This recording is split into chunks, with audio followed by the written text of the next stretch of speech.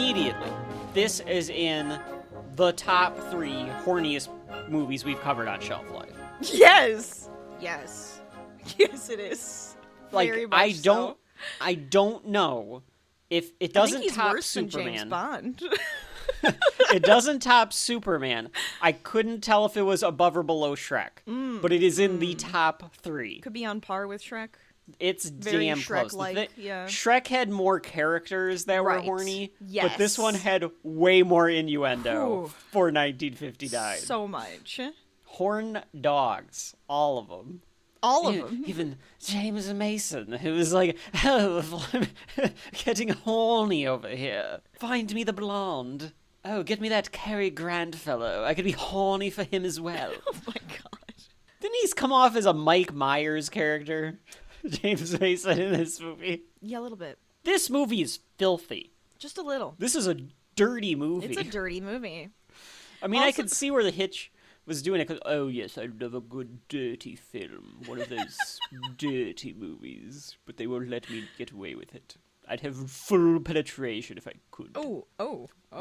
He would have. He would have. There's not a doubt in my mind. He would have. He liked to push boundaries. Yeah, he did. Yeah. And he was so damn good at doing it subtly. Yeah. The last shot of this movie is not subtle. None Not of it's in the subtle. least. None of those scenes were subtle. None of those were subtle. Speaking of subtle, I am Kevin. And I'm Rachel. And this is Shelf Life.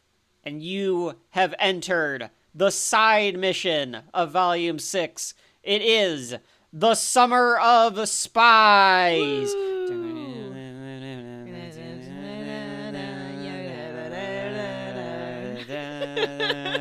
This is the first mission of the Summer of Spies. The subject is at hand. We are in the middle of Volume 6, and a podcast where brother and sister team always go to Mount Rushmore and climb the heads of the president. Damn straight. And also, I'm gonna go right up that nose.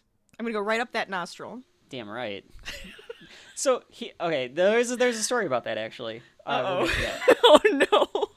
A podcast where brother and sister team go through all things pop culture, no matter the genre, be they movies, books, TVs, games, etc., to determine whether or not the subject at hand belongs on your shelf. In our long-form walkthroughs, where we go through everything that you could possibly need out of the stories of each subject. And today, Rachel, yes, the Summer of Spies has begun. What is up for contention to the shelf today? We are going to be talking about 1959's Alfred Hitchcock's North by Northwest. That's right. Alfred Hitchcock is entered the shelf life domain.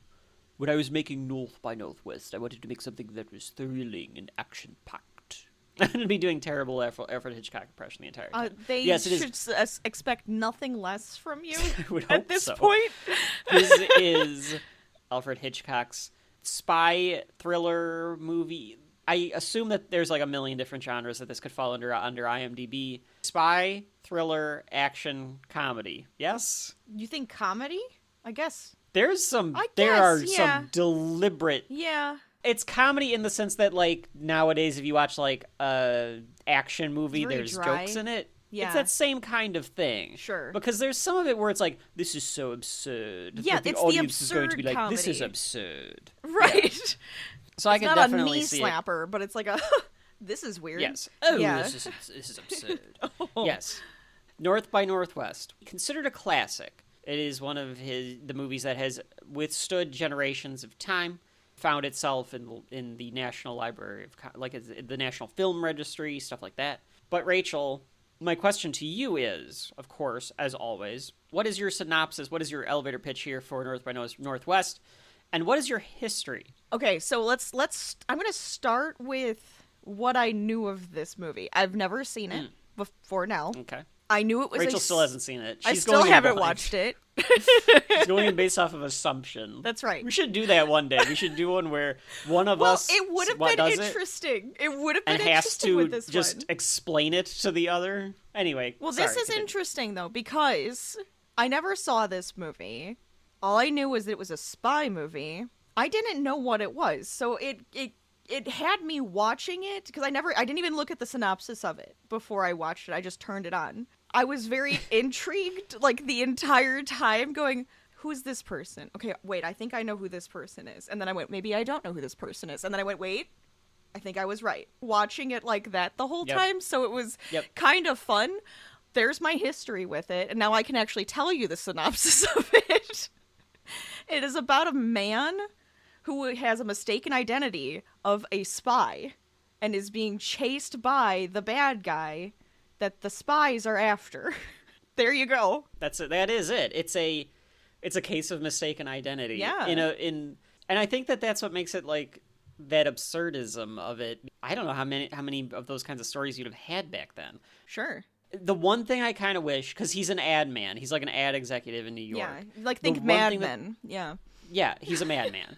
The one thing that they could have done, maybe, and obviously Hitchcock did this on purpose so that it was someone that could be more relatable than a spy. Yeah. But like make him even schlubbier. You think like, schlubbier? Because I felt like he just looked like everybody else did at that point in time. Oh no. I don't mean like a hot dog vendor. I'm talking like an ad man to me feels too prominent of a job. Mm-hmm. Okay. Like duller. Even duller. Okay.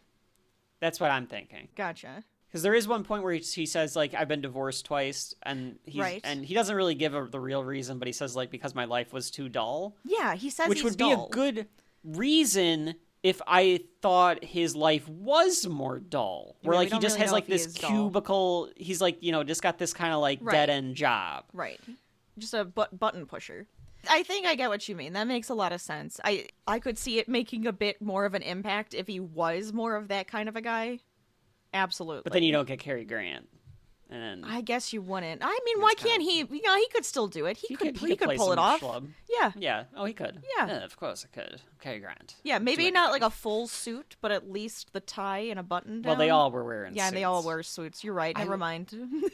The one thing I wished would have happened this entire movie is he always had the suit on. And he has it on until like the last set piece, and it's like, why do you take it off now? You should have put it back on. I'm with you. I've never seen this movie. I have seen the most famous scene from this movie, of course, and I've seen the most famous scene of this movie parodied. The crop duster. Ah, yes. Scene. Okay, yes. Mm-hmm. Parodied ad nauseum. Sure. The Mount Rushmore scene as well. I think that one, of course, I've seen. Richie Rich was probably like. Do you remember Richie Rich, Rachel, the movie with Macaulay Culkin? Yes, I do. That ends with them you're right. on the Mount. I remember that. They're very clearly invoking North by Northwest. Yeah, that's actually. So now I'm going to see it in everything, aren't I? Great. So that's like the first time I would have seen like the Mount Rushmore version of this. Mm-hmm. But yeah, I had never seen it before. So this was the first time for me as well, other than this has been parodied in a million things. I think The Simpsons has done multiple versions of that scene. That. Yeah. The one that I do not own of Alfred Hitchcock's, which might be why I haven't seen it. So interesting. I own there is collector set, a 4K set of Alfred Hitchcock films. There's a couple now. The one set that I have, I think it's called Thrillers or Classics or something like that. It is Psycho, Vertigo, Rear Window, and The Birds. Okay. When we said like North by Northwest, I was this wouldn't go with those. No, it wouldn't. No. But I was like, okay, I probably have it. It's got to be in that pack. And then I was like, oh, it's the one I don't have. so I was like, all right, this is fine because I've never seen this one before. Psycho scared me as a child. It scared me as a kid. The Birds not as much, but Psycho scared me. I think that made a lasting impact for a while. This will not be the last time that Alfred Hitchcock is on the show. I wouldn't expect it. Stay tuned.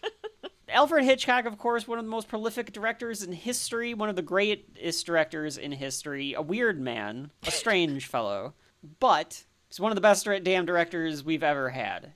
And he's able to do all of these different types of genres. He's got great directing skill, great writing skill. Mm-hmm. He had a way of making these things timeless. Mm-hmm. This is such a 1959 movie, and yet, as Rachel said when she was talking about her experience with this, You were intrigued the I entire was time. intrigued.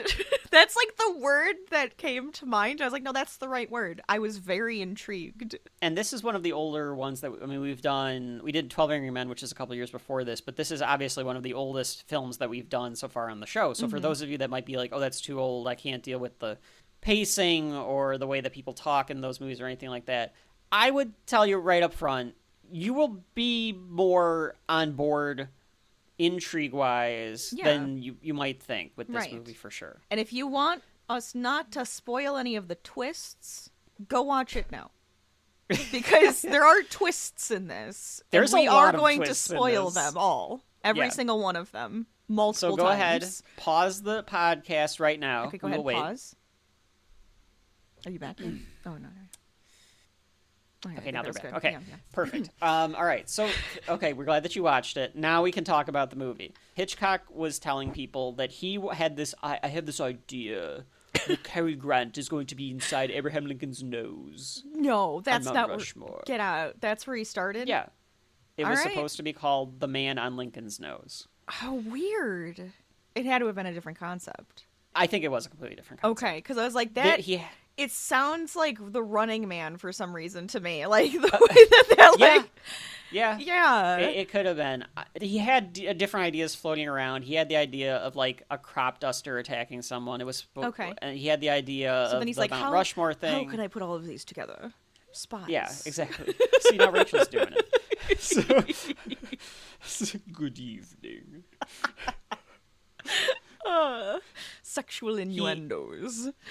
Treating my actors like garbage. He had worked on some sort of concept for this for a while. There's this journalist. He would talk to journalists and stuff, you know, that when he was like doing like his rounds for the movies and shit like that. Mm-hmm. Otis Guernsey, who influenced Hitchcock in this way, as it says on Wikipedia. But I have seen like different documentaries about this as well, where he told Hitchcock about his idea for a spy thriller where somebody has like a mistaken identity and then hijinks ensue. Okay. It was based on something that he had like read or wrote about in World War II, where the British did this to the Germans, where they like put fake information on a dead body and were trying to get the Germans to follow a fake spy around. I mean, that sounds incredibly interesting too. I'll make a movie about that. Give me that movie. So Hitchcock bought this like treatment because like the guy had written like this is like an idea as a concept, so he paid him $10,000, which I don't know what the inflation is for that. Whatever that ends up being, he paid him $10,000 for the idea, and then him and Ernest Lehman writes this script. This script pretty damn tight, and between like him and Hitchcock, of course, doing it. It's got, like you said, a lot of twists. Yeah. A lot of wit. Yes. A lot of quick lines. Almost like, and then they draw out like, stuff though too. So there's like a lot of drawn out. Yeah. Yes. But that's part of your 1950s sure thing.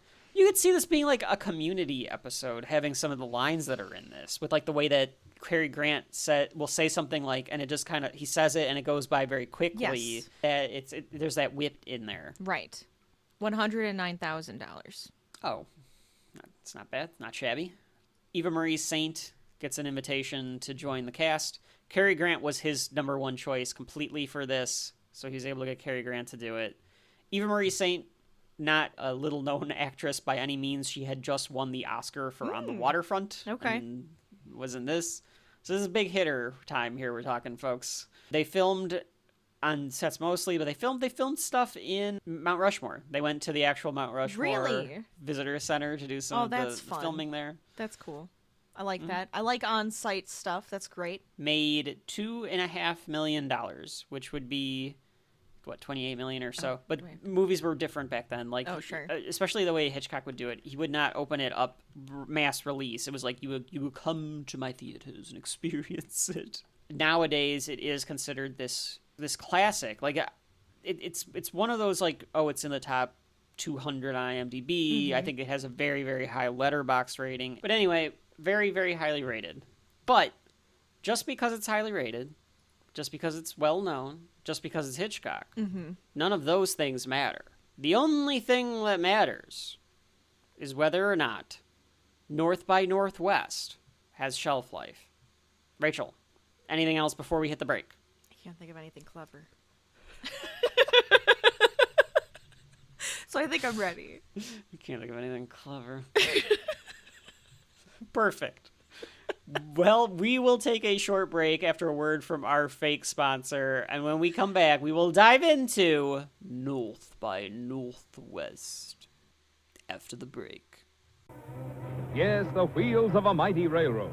On these wheels roll most of the things you eat, wear, and use every day. Let's see just how efficient and dependable these wheels really are. America's railroads haul more tons, more miles than all other kinds of transportation put together, at a lower average charge than any other form of general transportation. No wonder, then, this basic service is so vitally important to every American and his country. Brought to you by the American Railroad, the basic transportation for you and your country.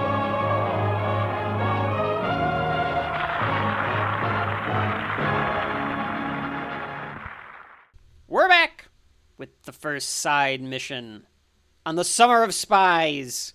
Spy It Summer. is North by North Spy Summer. It is It North does- by I Northwest. say Spy Summer. You don't have to say Spy Summer. It's fine. I call it Spy Summer. Rachel, are you thoroughly prepared to dive right into the walkthrough Oh, absolutely. of North I by am. Northwest? It begins with quite the bombastic start. First, it's an MGM movie, which Hitchcock did not make a lot of. This might be his only movie for MGM. I don't even remember. Leo the Lion doing his roars. Yes. He does several roars He does to let you know you're several. in for a treat. This lasts for a while on a bright green Bright screen green. background. Yes. There's a urban legend theory that the more that he growls, the better he thinks the movie is. I like that. I know it can't be true, but I like it. Maybe the I editor. don't think it's true. Maybe it's the editor.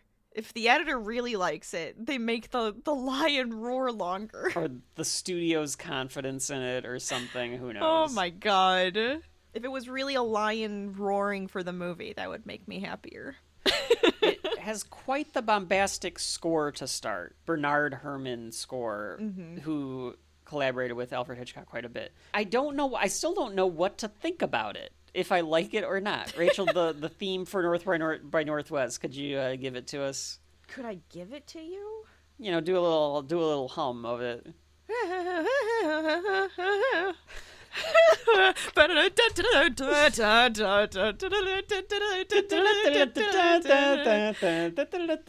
It's almost like it wants to go horror movie, but then it's like, no, we have to go thriller. Wait, we have to make this dramatic, and then it just keeps going back and forth.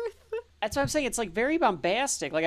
I've heard it before from The Simpsons. I did not realize that it came from this.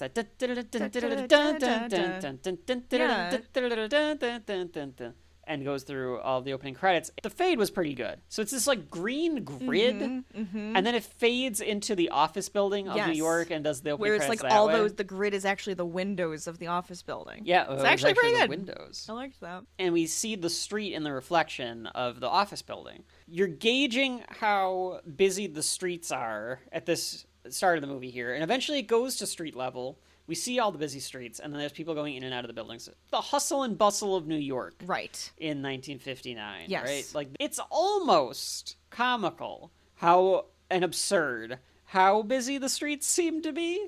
Crazy busy.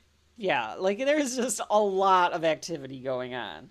We get our Hitchcock cameo at the end of the opening credits because he misses the bus. Oh, darn. Now I won't be able to get on the bus. Hitchcock, of course, famously has a cameo in all of his movies. That's right. Usually something small and pointless. Innocuous. Like this. You wouldn't know it's him if you didn't know what he looked like, type of thing. I like that he has those type of cameos, though. I do, too. Like, There's I know- something about that just feels kind of charming. Yeah. Especially when it is something, small and stupid Right. like that. Mm-hmm. One of the things Even that I if always it's liked just about... a shadow in the background, I think he does that too, where it's you can just see his silhouette at one point in one of the movies. I don't remember that. I feel like I remember reading about it, where heis just a silhouette in one of his movies, and you see his shadow. Oh, I don't doubt it. Yeah. Yeah, I don't doubt It's it. him with his hat on, and you can tell it's his big belly and everything. One of the things I always liked about the trailers if you look up any of these old trailers for the Hitchcock movies, he always will be like, "Oh, hello there, I'm going to present to you this movie. This is my new movie," and like telling you about it like that was the trailer. So it's very like Goosebumps-esque, but yeah, Hitchcockian. He's like R.L. Stein. I've made a delightfully new film. It's called The Haunted Mask. Beware the mask. Beware. What was her name? In for a scare. Huh? What was her name? Oh God, what was her name? Carol. It's not Carol Ann? No, that's Poltergeist. Mary Beth? Mary Beth. Carly Beth. Carly Beth. Oh, we got there. The story of Carly Beth. A tale so terrifying. Beware. You're in for a scare. Like that could honestly, him him saying it would be way better than sorry. He would have been a fucking but showman. That would have been great. About being on Goosebumps, yeah. Rachel. He had Alfred Hitchcock Presents. That was the TV show. That's where the good evening comes from, because he would introduce you to the show, like the Crypt Keeper, yeah. or R.L. Stein. R.L. Stein. So yes, he could have had. God bless it. If we would have been able to have Alfred Hitchcock Presents Goosebumps, I would have been all there for it. That would have been great. Can we have Alfred Hitchcock Presents Shelf Life? Yeah, absolutely. A brother and well, hello there.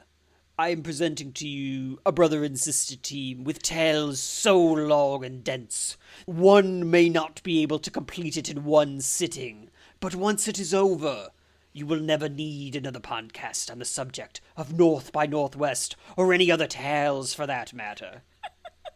A podcast so thrilling that one may need a diaper by the end of it. Oh my God. I don't know. We are introduced to our hero of the film, our main character. It is Cary Grant playing Roger Thornhill. Rachel, your thoughts on Cary Grant's Roger Thornhill here? It's an interesting character. It's kind of fun the way he plays it. He's very kind of like go with the flow, but also really want to get out of here kind of a guy. Okay, Cary Grant, a classic Hollywood actor, of course. Been in a bunch of different stuff that is classic Hollywood. I'm looking at his stuff now. The Philadelphia Story, obviously. Gunga Din. I did not know what we were getting into with a Cary Grant movie like this, because I just haven't... I think I've seen The Philadelphia Story, but I don't remember. I don't think I have, and then the wit and charm that he has throughout this exudes charisma. It's very charismatic. Sometimes it's very dry, but in like a very charismatic way. I don't know how to explain that, but that's how he comes off to me. He is, as we have said, is playing an ad man in New York, so he's a madman type executive. He's giving his secretary notes as he leaves the office, and he's like making her like come with him because he hasn't like gotten all of the notes done yet. The focus is on them, and then there's just a ton of extras and people like around them. I really like the way that it frames this, where it focuses on them, and there's just like shit going on all over the place. Right. Yeah. You could almost see like somebody coming out with like banana cream pies or something like that. A clown could walk past at any point, and you're just like, we wouldn't even expect it. It's definitely that, like, like, did you? It's that. Did you see it? Stupid. Did you see the gorilla? Did you see the gorilla? Yes, because you're like focusing on this. What was the color of this? His dialogue very, very quick. He's giving a bunch of notes to the secretary about different meetings that he has. He is like talking to other people too in the crowd as they're walking, and then he talks to like the he's like, oh yeah, good night, see you later. Well, that's who names him. That's how we learn his name is Thornhill. That's he says like, oh, good night, Mr. Thornhill, or whatever he says. This guy either is the type of person that goes to the gentleman's club, not like a strip club, but like an actual like we're playing cards and smoking cigars and shit. Sure. And eats like a steak every night. It's red meat every night. Absolutely. Right. Every single night. Yeah. With a scotch. And or he forgets meals because he's so like hustle bustle. And all he does is drink all day, and then he's like, oh, I forgot to eat. I forgot to eat again today. Yeah, whatever. Yeah, that's the type of guy this is. Mm-hmm. He tricks a guy into letting him take the cab because he's like, I have a very sick woman here. Oh, she's very sick. I have to get her like to the hospital or something. And he's like, oh, okay. And then so they get in the cab. Is that just supposed to show us that he's like quick on his feet with like very quick? Yeah, being able to hustle and bustle. Yeah, he's a hustler. He's witty. I guess that And- it makes sense then why they would be like, oh, we'll make him like a marketing guy for ads because then he's Yes. quick-witted. That's exactly why they made him a marketing guy, Rachel. In fact, they wanted him to be witty. They wanted him to be able to be that quick on his feet, so that's why he's a marketing man. It makes sense. Back to my initial thought, though, of like, oh, I wish he had a duller job, like something, a dead end job. Yeah. But I understand where he just kind of feels like day in, day out does the same thing, you know. Yeah, I feel like you could still have had him witty. I think you But could have. this It's just is that he's not fine. using it would be he's not actually using his potential. He's not rising to his potential. He's That's what it would be. overlooked by the Yes. bosses, right. that kind of thing. He doesn't speak up for himself, but now because he's like, oh, he goes through all of this stuff, now he might actually be a little bit more brazen. But would you believe that 1959 Cary Grant wasn't like, oh, look at this gentleman. We're going to make him an executive no matter what, God, because yeah. look at him. He's a handsome fucker, this guy. That's right. That's all he needs to be. Oh, you're witty and handsome? And Well. handsome? You are going to get that corner office, sir. You want that big corner window. One of the lines that they have as they get in the car, because she says, like, you lied to that man. Mm-hmm. And he says, well, you should know now, dear, that there is no such thing as a lie, just expedient exaggeration. I liked that. Yeah. That was fun. He says that he thinks he's getting fat. Have her write a note to think thin. Think thin. Yeah, I tell myself that every day. And then You I just go have to think thin. and then I go eat like, you know, a whole bushel of potatoes or something. I don't know. A whole bushel of I couldn't think of a sack of potatoes. I don't know. I couldn't think of something. It was like Rachel what is would on I a eat sack a of lot potato of? a day diet. I'm back You to the just said, like, potatoes. a bunch of Oreos or Oh chips or yeah. something. Okay, yeah. I'll say that instead. Hold on. All right. So then I would prefer say that you eat a whole sack of potatoes. well, the whole packet of Oreo cookies though. That sounds delicious. But you get the puffy ones, not the thin. you get the ones. Oreo thins, and No, then no, it just no, works no. itself out. You can't do that. You have to get the puffy ones, but you think thin. Oh, Then okay. it like That's all levels takes. each other out. Yeah. 1959, you just have a couple of cigarettes and you're fine. That'll That's keep probably you thin. also true. He tells the secretary to call his mother. We're going to have dinner tonight. And the theater is at 7. Oh, and don't let her sniff my breath. Goofy. Obviously, because he's gonna be drinking. And he gets dropped off at this, like, hotel, or I think they're at the hotel. It's like a hotel bar, I would imagine he's going to. it's like a hotel bar. Yeah. The Plaza, I think. He tells the cab driver, take this lady back where she belongs. This will cover it. But as he leaves the cab, he remembers that his secretary will not be able to call his mother properly. She is at some bridge club, so she's Right. not at the house. Yes. So I couldn't tell if that means that his mom lives with him. It's like a Oh yeah, maybe he Principal lives with Skinner. his mother. I think he does. I think he Or at does. least, like, she lives by them. Or he's just saying at her house, like he knows that she's gonna be at. You know, I think it's a bridge. her house thing. But at one point, They live up the street. she does from each say, other. They're right there. "Are you going to be there for dinner?" Or you're like, "Are you coming for dinner?" But this man is a mid-50s, twice divorcee, so if he shows up to eat like with his parents, it's not like No, yeah, that's of course he that's is. fine. Yeah, it's just his mom, so she needs company.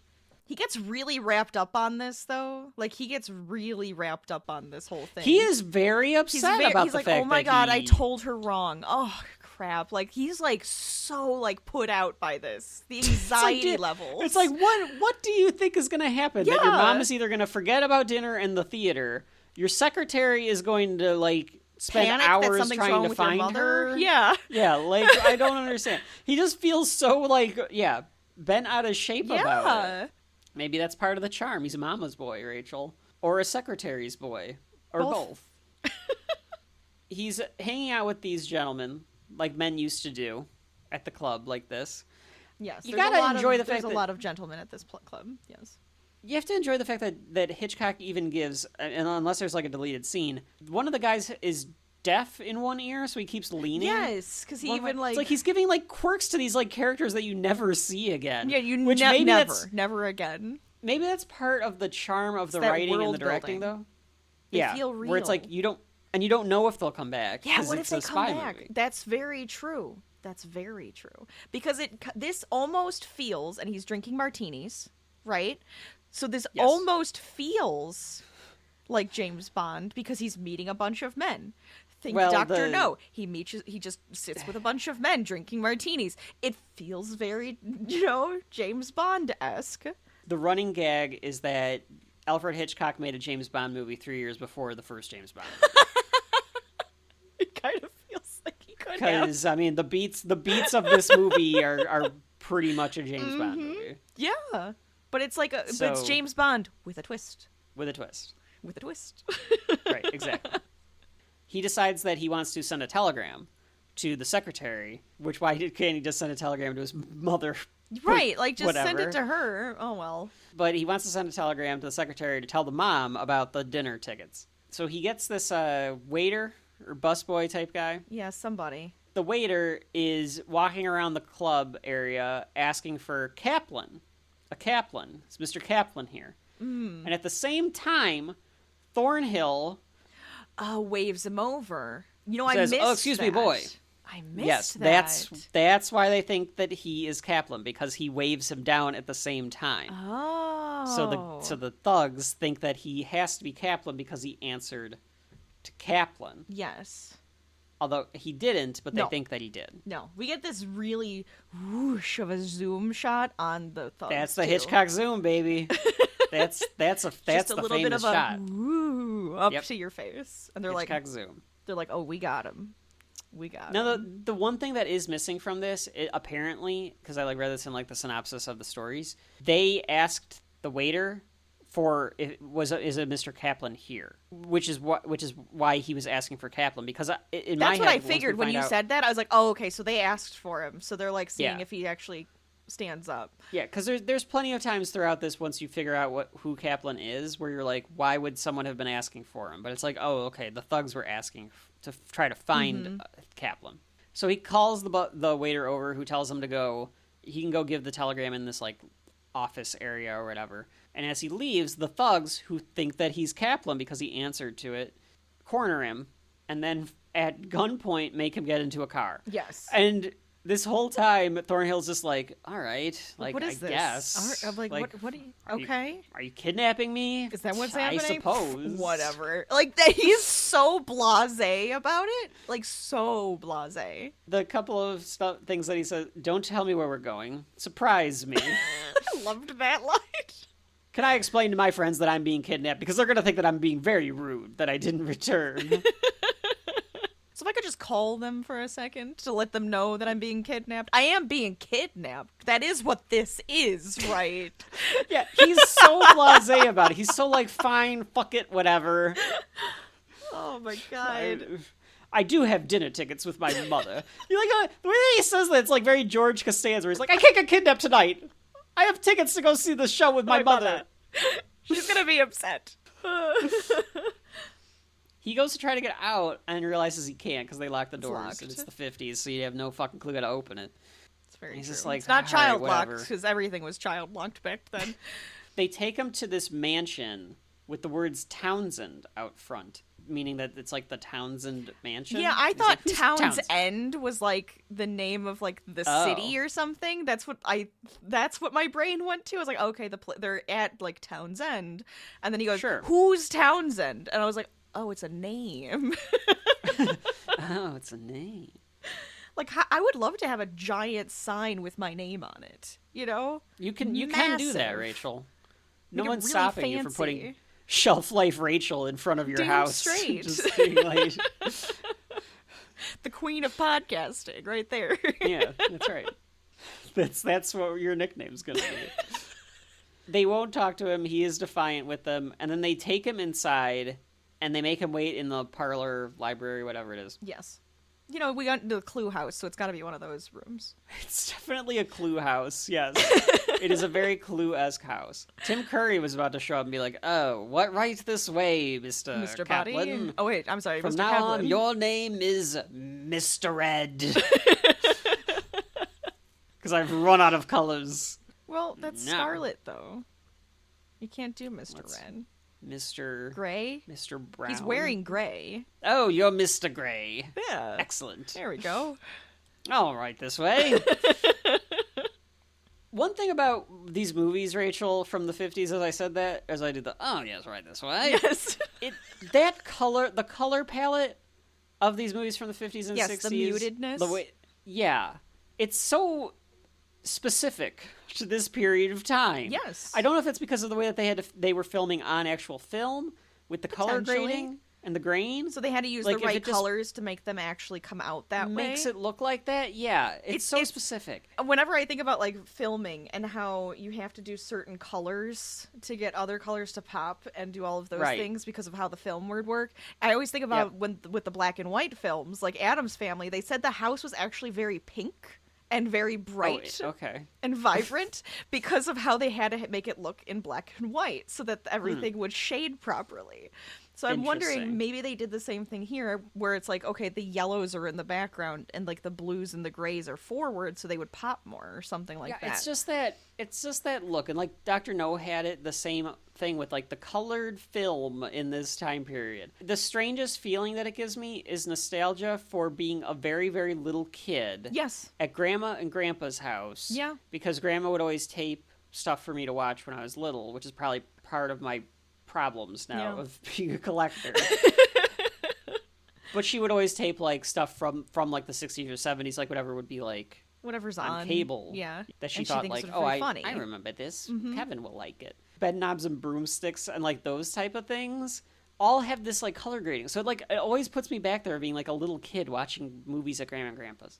Anyway, Oh, I like that little tidbit. Thank you, Kevin. yeah, of course. The maid or the housekeeper Yeah, I don't know what says she's- something. Yeah. She says something about like the guests are going to be arriving for dinner at some point, Yes. and Thornhill, because he just cannot help himself from being defiant, is just like, oh, what are we having for dessert? He knows he's being kidnapped. Yes. I don't know. I would not be this fucking calm. No, because they're like, He is a here, you're cool, gonna collected stay customer. here. Wait for the guy. He's like, yeah, don't worry, don't hurry. I want to catch up on my reading. Like, he's very just. He's such a smart ass. He is. Townsend, in quotations, says, good evening, Mr. Kaplan. Okay, so how do I even explain this? Because, like, we're going to have to spoil the twist. No, just say by- just say it's George. You don't have to spoil anything yet. We can say who it. Then when he comes up later. James Mason playing Philip Van Damme, but he's pretending to be Mr. Townsend. James Mason also is one of those famous old-time Hollywood actors. Part of the problem is I know all of this, and I know all of these beats because of the fucking Simpsons. It's like, it's so hard for me to say what is what and what people should or should not know because of the fucking Simpsons. It's true. Which episode is this that you're thinking of?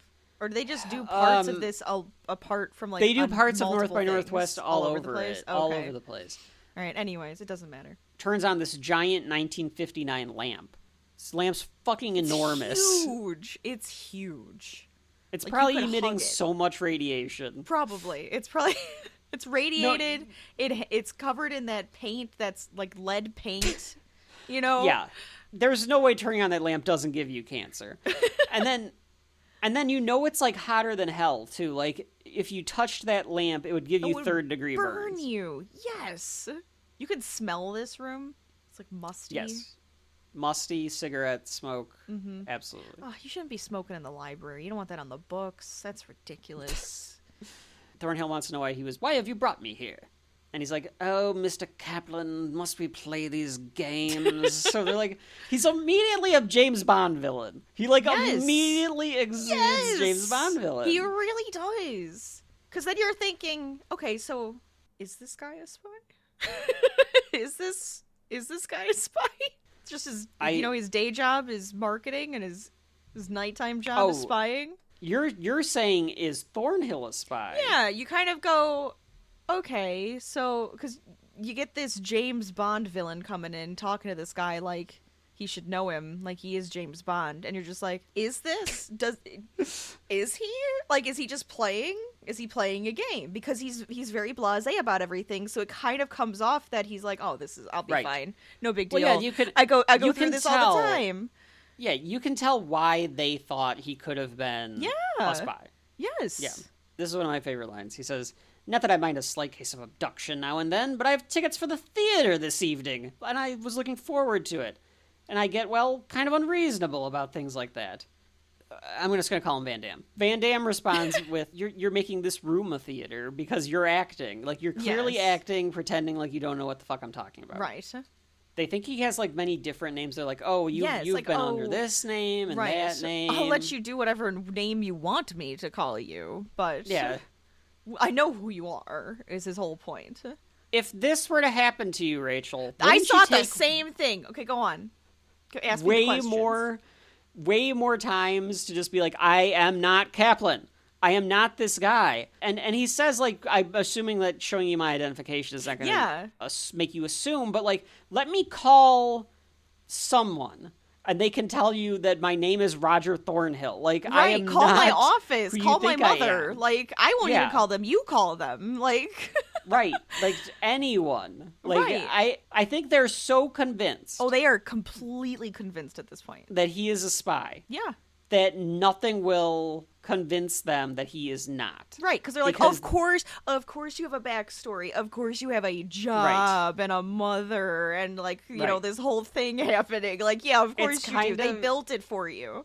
That's what they're doing. It's kind of funny in that way, where, like, no matter what he does. So maybe that's why he doesn't even waste the time, because he's like, fuck it, whatever. Like, no matter what I do, like, I can tell that you're not. It probably would be good to, like, maybe state that out a little more bluntly, but it's Hitchcock. He only does that when he thinks the audience cannot understand the concept of what they're trying to talk about. I think he expects a smart art audience. He's expecting you to pay attention and to infer. That's what I'm getting from him, at least. Yeah, I was just like, how do you not spend more time trying to get this man to not think that you are a spy? They tell him that they're going to give him the opportunity to survive the evening. And he tries to just walk out the door, but one of the thugs is waiting for him. And they're like, no, we know that about your contact in Pittsburgh. And they go through, like, this inventory of all these sightings of him, Chicago, and this and that and the other. And they're like, will you cooperate? And he tries to say, like, I am not Kaplan. I don't know what you're talking about. And he goes, a simple yes or no, Mr. Kaplan. And he goes, well, then a simple no. Because I don't know what the fuck you're talking about. Yeah, it's just like I know nothing. I know nothing. Townsend leaves, and he's like, "Hey, give Mr. Thornhill a drink here, or something." Or he might. I don't remember if he ever calls him Thornhill. Yeah, I don't think he ever stops calling him Kaplan. His number one man, his, like, right hand man, Leonard here, asks him if he would want some other drink. You know, how about a bourbon? And he's like, "I don't want any drink." Right now. I thought that they were going to, like, poison him or drug him. Oh, my God. I didn't know what they were doing at this point. I thought it was going to be a drug. I thought it was going to be like, okay, they're poisoning him with something in the drink. And that's why he's like, no, I'm not drinking that. Like, why would I drink that? Like, having never seen like, this. Peoples and, like. Yeah. Having never seen this, I thought he was going to get drugged and woke up in a different part of the country. Yes. Like, I thought that he was going to, like in the desert, all of a sudden. Yes, he's just going to wake up in the middle of the desert, like, the hell am I? Yes. Exactly what I was thinking, too. What they do to him, though, is force him to drink a bottle of bourbon. They force him to, like, go to almost blackout drunk. And get him uber drunk. No pun intended. Because they force he's about to drive. into a car. Yes. Okay, so here's what I think that they were going to do. They were going to they wanted him to fall off the cliff. Yes, they wanted him to have an accident. That's exactly what they wanted. The problem with this is, if they find the body, he's in this car. Well, I guess the alibi is that he was at the dinner. I think that was going to be the whole thing. Yes. Okay. Because they had a party. Very strange. Okay. Part of the charm of the Hitchcock stuff, especially with this movie in particular and some of, like, his other, like, thriller things, is that if you think about it too much, it's going to be absurd. This is elaborate. They actually had a party. Or they were just, I think they or did. they either had an actual pretending party, like they did. or were just pretending. So it was just like in his head that's what was going on. Like they were going to have a party, and then he all of a sudden now is in a car and he's drunk, and this again made me go, maybe he's still acting, because the way he can drive, I was like, well, that's what's absurd about it. But the whole point is that it's a movie, and we can. The whole time I'm going, just press the brake. What the fuck are you doing? Did they cut your brakes? Why are you doing this? So their plan is to make him drive the car, and he's going to fall off the cliff. So they kind of get him going. Yes. And he shoves the guy, one of the thugs, out of the car. And he is headed toward the cliff, but he's able to stop the car from going off the cliff. Yeah, he turns... stops it for a second, and then he looks out the door, and he looks down over the cliff. He's pissed drunk, remember? And he's just like, oh, I don't want to go that way. And then he just turns and starts driving on the street again. I'm like, all right. Like, he's doing a very good job not, like, crashing this car. So don't drive drunk, people, because you're not going to drive like this. You will not drive like Cary Grant. No. This is a movie. Just a completely absurd. The wheel's getting stuck. He's turning back and forth across the road. Yes. The camera, we get his like POV from like behind the wheel sometimes. He almost hits somebody head on. He just keeps going. I think it's supposed to be super goofy. I know, I Absurd. agree. I think it is supposed to be absurd, but it was one of those where it kept making me question if he was Kaplan and he was tricking them. Oh, sure. So, I don't know why, but it was that, like, at the beginning of this. He has a tolerance to alcohol such that James Bond has a tolerance for martinis and alcohol. The man is constantly drunk. He would be fine. So... Yes, that's true. These spies, as we will learn throughout the Summer of Spies, are constantly drunk, including Kim Possible. I don't know. I guess in my head, I was like somehow he tricked them into thinking he was at an intoxicated level. I don't know. There was, in my brain, it was very absurd as well, where I was just like, how is he doing this? Is he just that good of a spy that he can drive like this on auto? Like, No I just problem. don't get it. The justification for it is that he's trying to drive away from them. Sure, So I he would has too. to keep going. It makes a lot of sense. You got to get away. It's a chase scene. We're getting a chase scene. This is what this is. Oh, it's a chase scene. Eventually, it actually goes on for quite a bit of time. Eventually, he flies by a cop car, and the cops chase after him, and he brakes before he hits a guy on a bike. Yes. And completely stops the car. Then the cop hits him, and another cop hits that.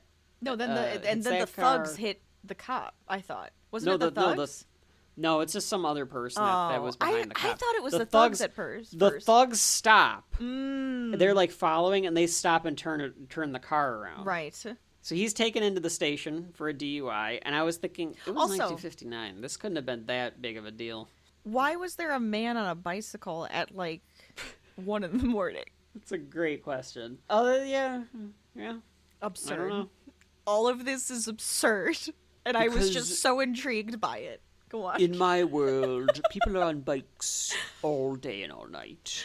It's very, very mysterious. It just and felt eerie. kind of creepy. Like, oh, what was that guy up to? What was creepier than the man behind the wheel drunk as a skunk? This unsettling image of this very man on a unsettling. bike. It's very dark. Hello, mother. There's like no lights, and this man on a bicycle is just right in the it middle just of pops the out. street. Looks like something out of a fucking John Carpenter movie. Very odd. So he's at the station. They took him in for a DUI, and he tells the cops, "They're trying to kill me. They brought me in. They're trying to kill me. Right. Someone call the police." He Yes. says to them. Yes. So of course the cops just think he's drunk. Right. He lays down. He like lays down. He starts in talking the to court. like a judge, right? Like or like somebody, or a doctor or something, who's Well, supposed to tell him gonna- if he's drunk or they're not. putting him in like their courtroom because they're gonna bring a doctor in to verify that he's drunk, because I think Right. that they have to. Oh, yeah. He's like, yeah, they want to make a phone call, and they're like, well, you're allowed one phone call. That's fine. Yes. They say that the car was stolen. I want to know what, like, okay, if you look him up, which maybe they didn't have the sophistication to be able to look him up back then, but it's like if you look up Roger Thornhill, like he has his Look ID him up on in him. the Yellow Pages. Anything, yeah. Was the Yellow Pages back then? I don't know if the Yellow Pages was back then because you have to Call operate or the everything. operator and say you want to talk to Thornhill. They're gonna know it's a real person. Well, I was more thinking if you were able to figure out who this guy is, it'd be like, why is he out here Yes. in Coconut Grove or whatever the name of the city was? He's drunk. Yes. He was in a stolen car. Right. But he's this ad he's man, wearing this ad suit? executive from New York. Yeah, he doesn't Like, why look would like he some... steal a car? Right. But maybe they just can't put it all together back then. I guess also they're like, he's drunk, he's just lying, everything that's coming Did out he of his get mouth. into a car? Yeah, we don't know anything. everything Like, he's saying I is a think lie. they're more so thinking we're gonna talk to him in the morning when he's not drunk and try to get some like Yes. coherence out of him. So he calls his mom, and he looks at the cop, and he goes, So "Where funny. am I?" It was funny. And then you can tell she said, "Have you been drinking?" "No, I haven't been drinking." Oh, his mom thinks that he is such a drunk. It's like a Throughout this whole teenager. thing. But he sounds like a teenager. Yeah, he's not a 55-year-old man. He's like a teenager. But why was her next question? Did they give you a chaser? No, they didn't give me my God. a chaser. That and was I'm like, hilarious, though. These two men made me drink a whole bottle of bourbon. No, they didn't give me a chaser. It's because when you meet the mom is like a wise ass too. That's so she true. Was like, that's true. So she doesn't believe a fucking thing he's chip saying. off 'cause the she's old like, block. "Oh, Raja, you're just drunk again." He calls me drunk every Sunday after he goes to whatever, and then he didn't even show up to the theater. Mm-hmm. Dick, my fucking failure of a son, ad executive on Madison Avenue. An ad executive. Ugh. Bah. You could have been anything, and you chose to be an ad executive. I have no son. No. She wants his money, though. Oh, 100%. She takes it from him. Yes. He gives her 50. Wait. We'll get to it. We're not there yet. That is so great. A guy gives him the drunk exam. The doctor comes and gives him the drunk exam. Not And much he's of an like, exam when the guy just lays on the table. He just lays on the table. Okay, I did not You're expect... somewhat impaired in some way, shape, or form, sir. I did not expect Cary Grant to lay on a table drunk. He just crawled up onto the In this table movie. like, I don't even want to deal with you. Oh, this is stupid. I'm gonna lay on the table and go to sleep. Kiss my ass. Do you know who I am? Turns away. I'm Roger Thornhill. I own this Roger fucking town. Thornhill, and I am an ad executive. They thought I was some I'm kind of up for the promotion spy next week. something. I have the big corner office, and I'm gonna sue your ass. Get the police in here. I'm gonna get you arrested. And it fades into the next scene because the attorney is giving the judge this story where he's like, "As I've told you already, Judge, Mr. Thornhill thinks that two men..." And he's just sitting there with his head in his hand, like, embarrassed the whole time. Like, oh my Yes. God, none of them are believing me. What do I do? They all think that he's full of shit. Just so that you understand the relationship between his mother and him. Yes! Which is very Agnes Skinner and Seymour Skinner. It is. The lawyer goes, "Mr. Thornhill is a reasonable man." And the mom goes, "Ha!" She did a crabapple. She did a crabapple. It was wonderful. And he like turns around and he goes, "Mother." It's gonna very be me and Skinner. Mom one day, Rachel. I know. It's gonna be me and Mom when I'm great. 55 years old. Except you Twice know, divorced. You probably wouldn't have called her. You would have called me if you were in the jail. You would have called me. Yeah. And then I'd be like 100%. laughing at you. And He I'd be like, forced a bottle don't of drink. bourbon. Yeah, no. If they forced a bottle of bourbon down my throat, I'd have been dead. You probably would have been dead. They but would I have would got. probably They have would to have. take care of you. I certainly would not have been able to drive like Roger No. Thornhill. I'd be like, what, are you doing a bit? Is this a bit? Then you'd have to ask the cop where you really are, because you're like, wait, I'm just doing North by Northwest. Where am I? I think I'm in a North by Northwest situation. His mom, who I think is the same age as Cary Grant. Really? All right, hold on. Let me look. Cary Grant is 55 in this movie, and he looks 55. He looks like a does look very 55. handsome mid-50s man. Like, he does. We make fun of all the time on Shelf Life But of he's people like from the his 50s age. and 60s looking like shit. like, No matter okay. what the age was. Sure. He looks appropriate, and he's handsome as fuck. Surprisingly, yeah. It works for him. She was born in 1896. Cary Grant was born in like 1905, 1906, so he's only like 10 years younger than her. I kind of wonder if he's playing younger, if he's supposed to be slightly younger. I think he must be. But then again, why do you guys keep doing this? Where you have these really old guys, and you're like, he's supposed to be like 30, maybe 20. I don't know. Yeah, like, just write it that way. I mean, clear. Like that's why I'm saying like she was in her 60s. But if we think about this reasonably, she would have been like in her 70s. Yeah. At the very least. It'd be like us calling Grandma to bail us out.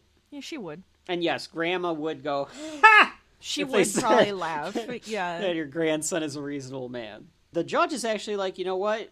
Let's turn it over to the county. We're actually going to investigate this. But he's still going to need to go to trial. And Thornhill's like, why would I make this up? What do you mean? Why would I say anything? And the lawyer's like, shut up. We've gotten way further in this than I thought we were going to be able to get. Like, just shut the fuck up. Right. She's like, I know you want to make your sarcastic jokes right now. Yeah, I know you're going to make some fucking joke. Don't make a joke. Shut the fuck up. They all go to Townsend's with the police.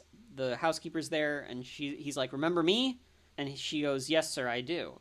And they step in, and I wrote down in my notes, never having seen the movie before, her saying she remembers him has to give some credence, right, to his story, right? You'd immediately go, interesting. They take him into the library, and he's like, this is where they like shoved the bourbon down my throat. It would have spilt all over the couch. All right, there's no bourbon stains on this, but they could get that cleaned up. Right. Like, reminded me of like the end of Ace Ventura when he's trying to prove that Finkel is Einhorn. Like that kind of thing could be done over the weekend. Yes. I'm sure there's many more highbrow examples of this kind of thing in the movies. Right. He goes to the cabinets where the liquor was, which I want this in my house, and I don't even drink. I don't know what I would put in there, but I want this faux library where you open it up and something's in there. Yeah. I like this fun cabinet that's just like built into the bookcase. Yeah, I need a built-in like that.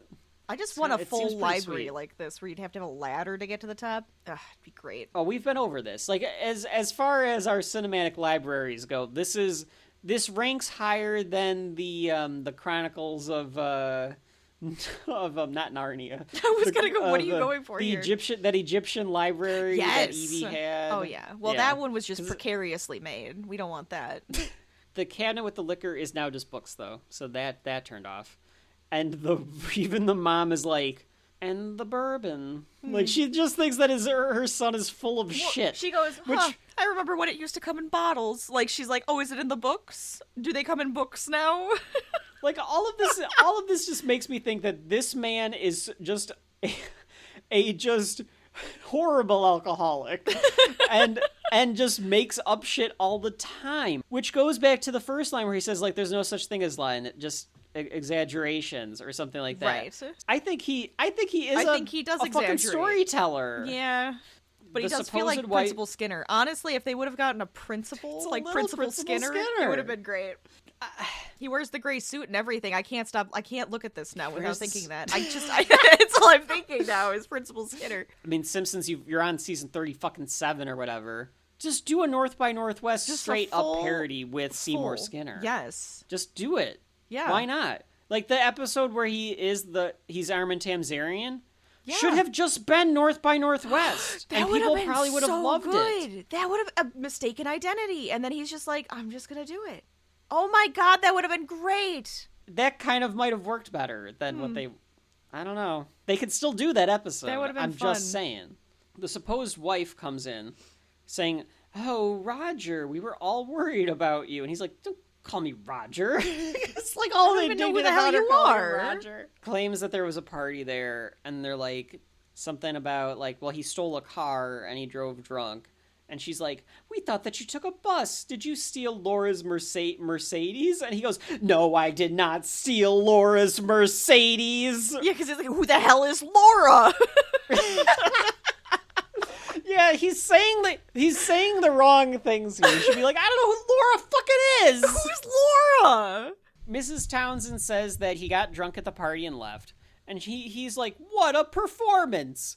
I've never seen this woman before. They ask her, the cops do, they're like, does the name George Kaplan mean anything to you? And she goes, no. Thornhill's like, well, what about your husband? Where's your fucking husband? He's addressing the United Nations this afternoon. And they all stare at Thornhill, and he's like, well, whoa. Yeah, like, oh, the United Nations. Well, fuck me, right? Like, it's like... That is how they look at him, though. And it's just kind of like, why don't you follow up on that? You should follow up on that. But they're like, we're not going to investigate any further. Oh, because he's like, are you fucking he's serious? talking to the United Nations. He's a big shot. So this is... Yeah, oh, Mr. Big Shot over here talking to the fucking UN. It's 1959, so we still sort of respect the United Nations, but we're going to talk to the United Nations. Big deal. Go ahead. Go ahead. No, I got nothing. No, do it just because I thought you were going to do big deal. It wasn't, but now I want to. It's the United Nations, Jerry. I've made talks before. I've made presentations. I was going to be like, I'm an ad man. Big deal. The mom says, and I believe this, pay the $2, Roger. $2? I was like, what? Because everyone was drunk driving back then. $2? I have nothing to say. That's it. That's all I have to say about that. I'm just questioning it. He must be a hell of a drunk for his mom to just be like, whatever. This is just another one of his harebrained schemes to gotta pay his $2 fine. That's the part where I'm confused. Yeah, it's gotta be just the, okay, are you just making more elaborate stories now to get out of this fine? This is a very elaborate story. Yes. It's very specific. Who's going to come up with this very specific, elaborate story to not pay $2? He's an advertising exec. They're thinking he's so he's just weaving stories. Giving it a shot so that he can get out of it. Thornhill takes his mom to the plaza again, and he has a plan. He is going to find Kaplan. Obviously, Kaplan must have been at this hotel, because that's where they were asking me for up. him. Mm-hmm. They're trying to find him here. So he wants to find Kaplan so he can get his name cleared. He just wants his name cleared and find out what the fuck's going on. Why did they try to kidnap me? And there is a George Kaplan. He's in room 796. I like that he turns and kind of looks at his mom like, oh, there is a George Kaplan. Very well. like guess I was just Jerry making Seinfeld. shit up then. But they say that he hasn't answered the phone in 2 days. And the mom goes, well, maybe he's locked in the bathroom. Like, weird thing. I love the witty back and forth banter, though. But It's like the apple doesn't, like, you see where he gets it from. Oh, absolutely. This is where he gives his mom $15. Yes! Because he's like, I need you to put on that innocent look you do and go to the desk and get the key. And she's like, I'm not doing that. Which makes me wonder, maybe she used to be a con artist. Maybe that's what his dad did, and that's now she's by herself now. I don't know. Or she's just kind of like this character. She can get away. We should get away with it. Because she's just this like, oh, I'm just, this gentle woman. So he's like, I'll give you $10 to do it. No. 50. Takes the money. Takes her son's money. Yes! But he knew it would work. He knew it would work. I half wonder if in a different draft of the script, this was either a friend, a sister, or the secretary. It's just funnier that it's the mom. Oh, it could have been the secretary. I could see it being the secretary. And who was a blonde. Yeah, almost like Tony Stark and Pepper Potts, like their way of talking to each other. I could feel that. It has that vibe. Yes. It has that vibe. I think that it's funnier. No, I love that it's the mom. It's great. It's more unique that it's the mom. It's so and that good. He's like dragging his mom on this journey. I feel like I would be could you this imagine, mom. Can you imagine James Bond? Yes! On a mission with his mom? With his mother! Like, that would be fucking great. Oh, it's absurd, and I love it. At one point when they're in the plaza, she even says, like, why are you dragging me along on this, Roger? And he says it sarcastically. He says, well, you have an air of respectability about you. And she like, oh, fuck you, kind of back to him. Air of respectability by ass. That they're like kind of lowbrow. Like they kind of grew up like blue collar. Probably. And then maybe he did get noticed because of his cleverness that he could make ads with it. The maid stops them before they're able to go in. She noticed the bed hasn't been slept in. And and since they have the key, she's just like, oh, you're the guy who's in this room. I mean, I was going to say it's the 50s, and of course no one is suspicious because he's got the key, he's wearing the uniform, he must be Kaplan. But even today, if somebody, you don't think if someone, You wouldn't have, if you were like working at a hotel, it's very innocuous. Like, you wouldn't know. Somebody's got to, yeah. Why would you know that? Why would I know that you're not supposed to have that key? Well, everyone seems to think that I'm Kaplan. Maybe I look like him, which I thought was going to be the twist. I thought the twist was going to be because that he it's has that a like doppelganger. everyday man face that somebody else was going to look like, almost at first identical. I wondered, like, yeah, I was like, is it going to be a Prince and the Pauper thing where it's like Cary Grant also playing Kaplan, and then maybe I just Kaplan kind of assumed it was going to be a different actor that looks almost identical, and they were going to do his hair the same and wear like the exact same suit. No, I just figured Hitchcock would have experimented with the split screen. Oh, absolutely. You know, yes. So I could have seen That's him doing very that true. with the mirrors. I started plotting it in my head because with a thriller mystery like this, you're do always that, trying right? to be like, ooh, can I figure it out? Trying to get ahead of the story, Yes. which is, and Hitchcock knows this. That's why he's the so master what would they of suspense. think here? They're gonna think that he does look like him. This room is gigantic. It is. Is this It's what like hotel a rooms frickin' look like back suite. then? That is a Yeah, suite. this is like a suite. The life of Kaplan is like out of hotels. Like he's in and out of hotels Yes. across the country. Right. Open I wanted to know why. suitcase, kind of looks like he has some stuff on the desk, stuff like that. Well, he A does have shirt dandruff. looks being steamed. He has In dandruff. that case, we should leave. Like the mom's response to that, because she doesn't want to be in the room. Right. Ask me this, Rachel. Okay. Why is there a picture of Townsend, quote unquote, on the table? When we learn what we learn about Kaplan later. Because they wanted him to know that he was looking for him. Okay. They So want if him to know if they would have gotten this into is the spy. room. Yes. Okay. This is our spy. Look. Yeah. Like, you got we in the are on room. you. We have little Yeah. breadcrumbs for you to know, oh, we're on your trail, Okay. aren't we? Yes. Okay. Absolutely. He calls for the maid and asks her a couple questions. So I am Mr. Kaplan. And the maid's like, yes. And Thornhill's like, and when did you first see me?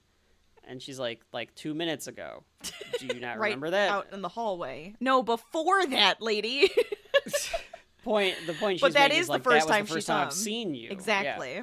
He's like, well, how did you know I'm Kaplan? And she's like, You walked into the you got room. The key. Like You're in this room. There's another buzz, and they got a suit ready for him. Yes. All right. Well, by any chance, like, when did I give you that suit? And the guy's like, last night.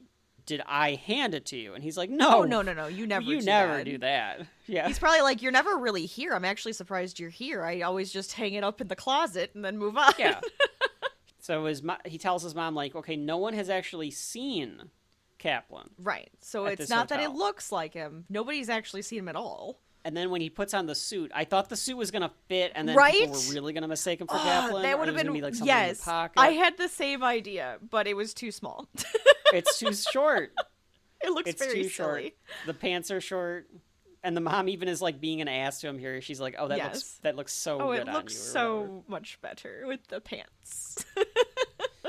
The phone rings, and he's like, "I'm going to answer it." And the mom is a little concerned though, because she's like, "Don't answer, don't answer." Why would you 'Cause, answer like, now the they don't phone? know what the fuck's going on. Right. Someone answers. I think it's Yes. Townsend. Yes. Van Damme? Okay. Well, yeah, it's Townsend Van Damme. Yes. Yes. And he says like, "Oh, we met last night." And he's like, "I'm telling you, I'm not Kaplan." And he's like, "You just answered his this phone and his hotel You're room. in the room, but yeah, sure, you're not Kaplan." So he hangs up and he's like, He and star the mom 69'd says, it, and he found out where the call Star came 69 it from 1959, which Which is is called the Talk the operator. We need to bring operators back. from. They would be kind of fun. Just sitting in a room, just pulling switches and buttons and shit. Be great. The operator tries to tell him where the call came from, which was from the lobby of that hotel. So Right. they're like there. So the mom says, "Who was that?" And he says, "Those were the men trying to kill me." Right. He takes the photo with, and he's like, "We gotta get out of here because they're probably on their way." And the mom goes, They get "I'd off- like to meet these killers." She is just as like Very flippant. yes. The kidnappers get off the elevator as they're trying to get on the elevator to go down. So then they all end up on the full elevator because the guys see them and they're like, "Oh, whoop," and they just won't move right into the down elevator. Yes. He tries to tell his mom that he's like, "These are the guys." Like he does the little he nudges her and he's like, Here, Yeah, these it's are like them. these guys. So the mom says to them And bluntly, they look like because just actually nobodies. They do look Yeah, they're like just- nobodies. they look like regular 1950s guys. Joe Schmo over here. I actually thought this was a good idea by the mom because they can't do anything. Like, she doesn't think this, but they can't do anything to him if she says this. Yes. You gentlemen aren't really trying to kill my son, are you? And then they laugh it off. Yes, they both laugh and ha ha ha ha ha ha. And then everyone in the elevator Everybody's laughs. laughing. Oh, what a funny story. We're not trying to kill you. It's very absurd. Very absurd. Thornhill stops the men from getting out of the elevator. He's like, oh, ladies first, all the ladies get out of here. And then Roger just runs away, including running away from his mom, and runs Yes. into the cab. She thought he was showing up to her house or something for I dinner. would assume, yeah. It's like, well, you screwed me over last night. We were supposed to go to the theater. You ditched better me, be lady. taking me to dinner now. At Oh, I least thought- you gave me I thought, 50 bucks, so now I can go get my own dinner. Yeah, because it's the 50s. All I can do is boil something. So the men take the next cab, and he tells the cab driver, like, just go, just go. There's this little background thing, Rachel. I don't know if you noticed that the same couple is rebuffed by both Roger and the thugs. Oh, did they? So they try to get into a cab. did. They did. I like that. That's a little background Hitchcock I love thing. that. Like, just, yeah. See, I knew I was going to start missing stuff. That's why I wanted to watch it again. If I was the cab driver, I'd be a little suspicious of my passenger. Yeah, my If the passenger is like, can you take me to the UN building? And I'm being followed. So can you do Could anything ya about lose that? 'em? Yeah, do something And about that. And the cab driver's just like, yeah, I can do something about it. It is a taxi driver in New York. They don't give a shit as long as you pay. Right? That's right. Yeah. That's a badass move, though, to be able to get into a cab and be like, I'm being followed. Can you do something about Right? it? Like, well, because for the cabbie, he's just like, I'll take you the long route. Like, I could ditch anything. Yeah, I mean, if they have the taxi cab from the Hulk, that guy just goes, and it's just crazy, and it doesn't matter, and he's flying through the streets. I don't know if this Yeah, car we don't could know go if that this fast, guy but was still. flying through the streets, but he gets to the United Nations building. Looks very matte painting. We've got Oh here, yeah, Rachel. this is interesting. Mm-hmm. Somehow they've like dropped people inside of a painting. It's kind of looks neat. very, yeah. There's some techniques to this, that ant look to Yeah. it, of like the people getting like farther away, and it gets like very, very small. He goes to the counter asking for Townsend, and tells her to tell him that it's Mr. Kaplan. Which is here, was 'cause she's why? like, Why would you you- do that? well, because he thinks that Oh, the that's guy true. he thinks that it is the guy that kidnapped him. Right. Yes. So if he's gonna say yes, I'll see him, if and then like yes. it's in the middle of this public place. So yeah. No, that makes sense. A side note, Rachel, were you as surprised as I was that it's a Indian girl at the front desk doing an Indian accent in this movie from the 50s? I was guess surprised I that just they- didn't think about it. Now she's like enunciating every fucking like I thought like she's either not an actress or she was like, I better do a good job because I'm in a fucking Alfred Hitchcock movie and they're actually letting me speak and not dub my fucking voice. Right. Because she articulated every fucking syllable that she Mm-hmm. said. But I was like, oh, that's interesting, because I would have just assumed that they would have dubbed her voice Because they because do she was that. Indian. Yeah. But it could also make sense because it's the United Nations building. Exactly. So, like, So you can you can get away have with more it. people, right? yeah. A little bit more of a variety. What's the word I actually want? Diversity? Diversity. Well, like variety. It's like how the dean would say it on Community. It's got a whole variety. Variety of people in here. humans. We have a variety of humans. And he's told to go to the public lounge to wait. And he shows up, and they page Townsend into the lounge. One of the thugs, the like more the brown-haired guy, because like one of them's kind of bald, and the other one's like got brown hair. Mm-hmm. The brown-haired guy is not so discreetly putting on gloves. Yes, like leather gloves. Like just in the hallway. right. That doesn't look suspicious at all. No, not at all. Not at some government building. That's Not only a government building, but a government building of all the governments. Yes. Where like there's ambassadors and shit. the government of government buildings. This is the second time we've been at the UN on Shelf Life too. Because we were at the UN with Avengers Assembled. This might be the second time we've had to go to Could the be. United Nations. Could be. I feel like we'll end up there because it's always like this like boilerplate, easy enough place to kind of go. Yeah, it does feel that way. The United Nations thing was part of one of the ideas that I can't remember if it was the journalist or if it was Lehman or Hitchcock, but it was an idea that they had, like, they wanted to make a story about, like, an ambassador that the UN gets killed, and the knife ends up in the wrong person's hand, so then the mystery ensues. They incorporated that into the script. I think that was just another one of, like, those Hitchcock, like, you know, a million ideas for different exactly. thrillers. That's what it makes it seem like. They're like, well, if we take some of these, we could kind of, like, spin it this way, and it would fit in this story. Mr. Townsend shows up, and it's some other guy. It's some other nothing guy. like That's it. James That's all you had to Mason. say. Just some other guy. He's like, So it's you're not Townsend? at all. Yeah, he doesn't look like him at all. He looks completely different. Right.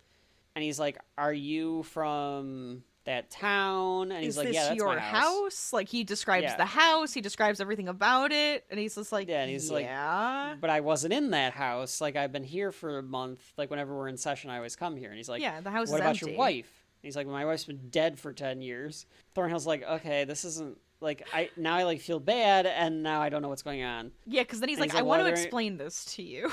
Well, he's like, 'Cause "Are there I'm any people? confused." Would there be people in your house? Like, why do you Yeah. have people in your house?" And Townsend's like, "There shouldn't be people in my house. The gardener shows up and his wife, and other than that, it's boarded up because I'm not there." So, like, they close it up. Thornhill is like, "Okay, well, I've got to show you a picture then of this man that was claiming to be him." Right. But before Townsend can get an answer, there's a knife in his back. So the thug has thrown a knife into the back, and Thornhill, Oh my god! as I've you said don't do this. But go on on. this show before, if a knife ends up in the back or any other orifice of someone around you, don't touch that No, knife. hands up. Hands up. Hands up. Well, wasn't me. Hands up. That's a shirt. Hands up. Knives in, hands up.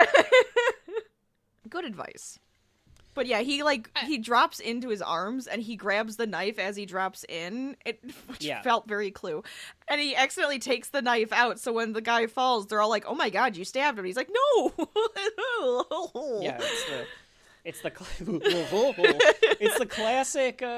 classic trope of, like, now you end up with the knife in your hand, right? Which we've seen over the years in different movies as well.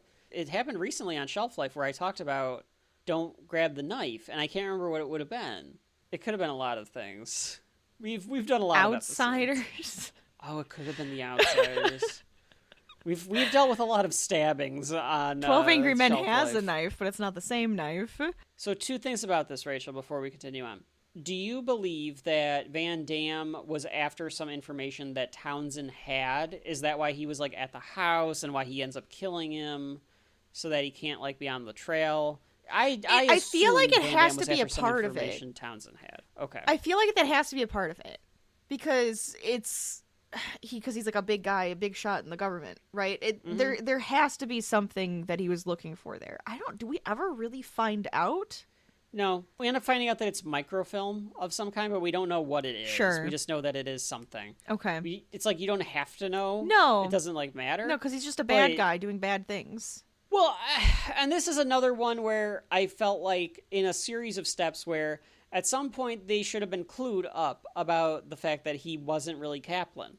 This being one of them, because it's like, why would he be talking to him here? That doesn't make a lot of sense. I want to do a public stabbing. I want to make sure I wanna make sure everybody that I sees murder him in this. public. Yes. Yeah, why would I do this in the middle of broad daylight? In the middle of the United Nations? Right.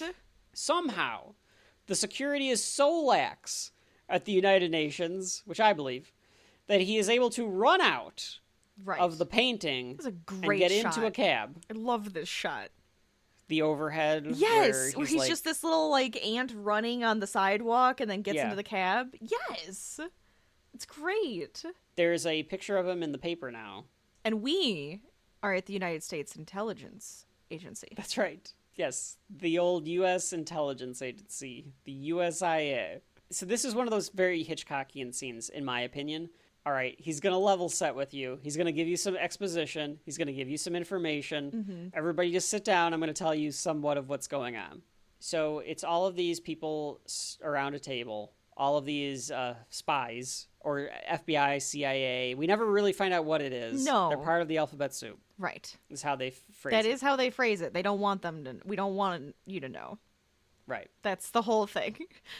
And they say apparently the poor sucker got mistaken for Kaplan, but he doesn't exist. Yes. And the intelligence agency knows it isn't real. The twist. That's the twist. There Kaplan is no Kaplan. isn't real. He's just a figment.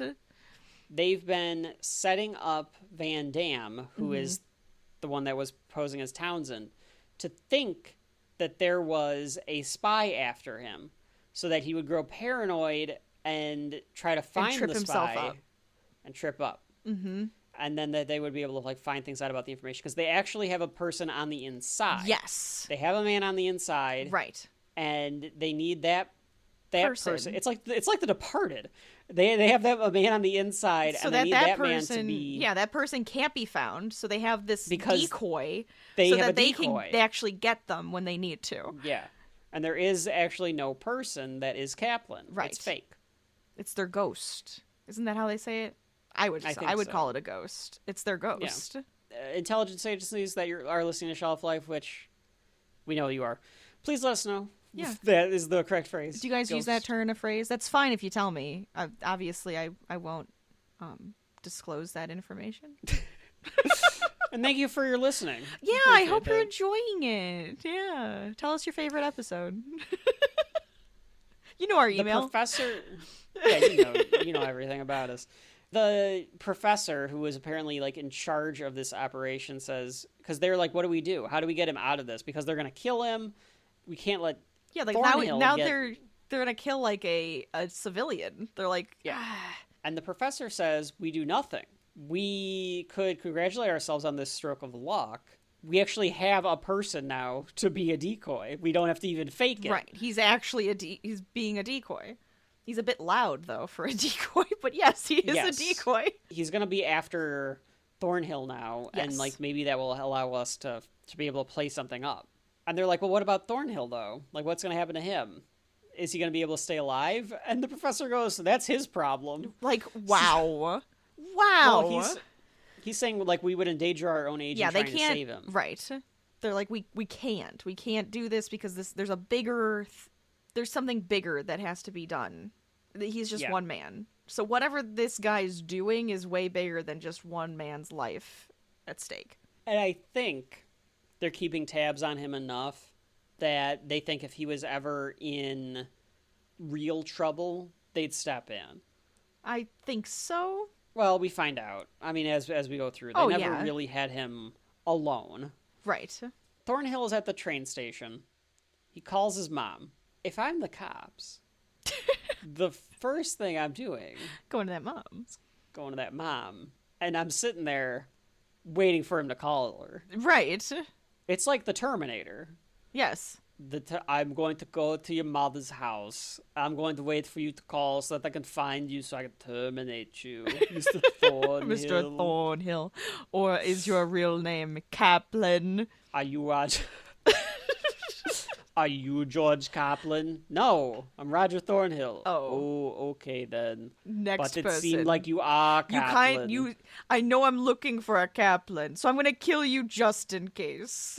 You are in his hotel room, and I was supposed to find the Kaplan. Ask Tells his questions mom. later. Either I do think that the police were there, and that's how they really knew that he was at the train station. It didn't even take the teller. Because the teller tells him what floor he's on. But I think that they knew he was trying to find a way out of the city. I would imagine you're gonna go, he's gonna run. He's gonna run. Yeah. He tells his mom that he can't go to the police station because of all the evidence. He needs to find Kaplan to exonerate him. So he's still on the idea that if I can find Kaplan, because Van Damme told him, like, oh, you were in Pittsburgh, you were in Chicago at this hotel. Mm-hmm. So I think he called those hotels and he found out that Kaplan was at this. He checked into some hotel in Chicago. He's like, I'm going to go to Chicago. I'm going to find Kaplan because that's the only way I can be exonerated. Right.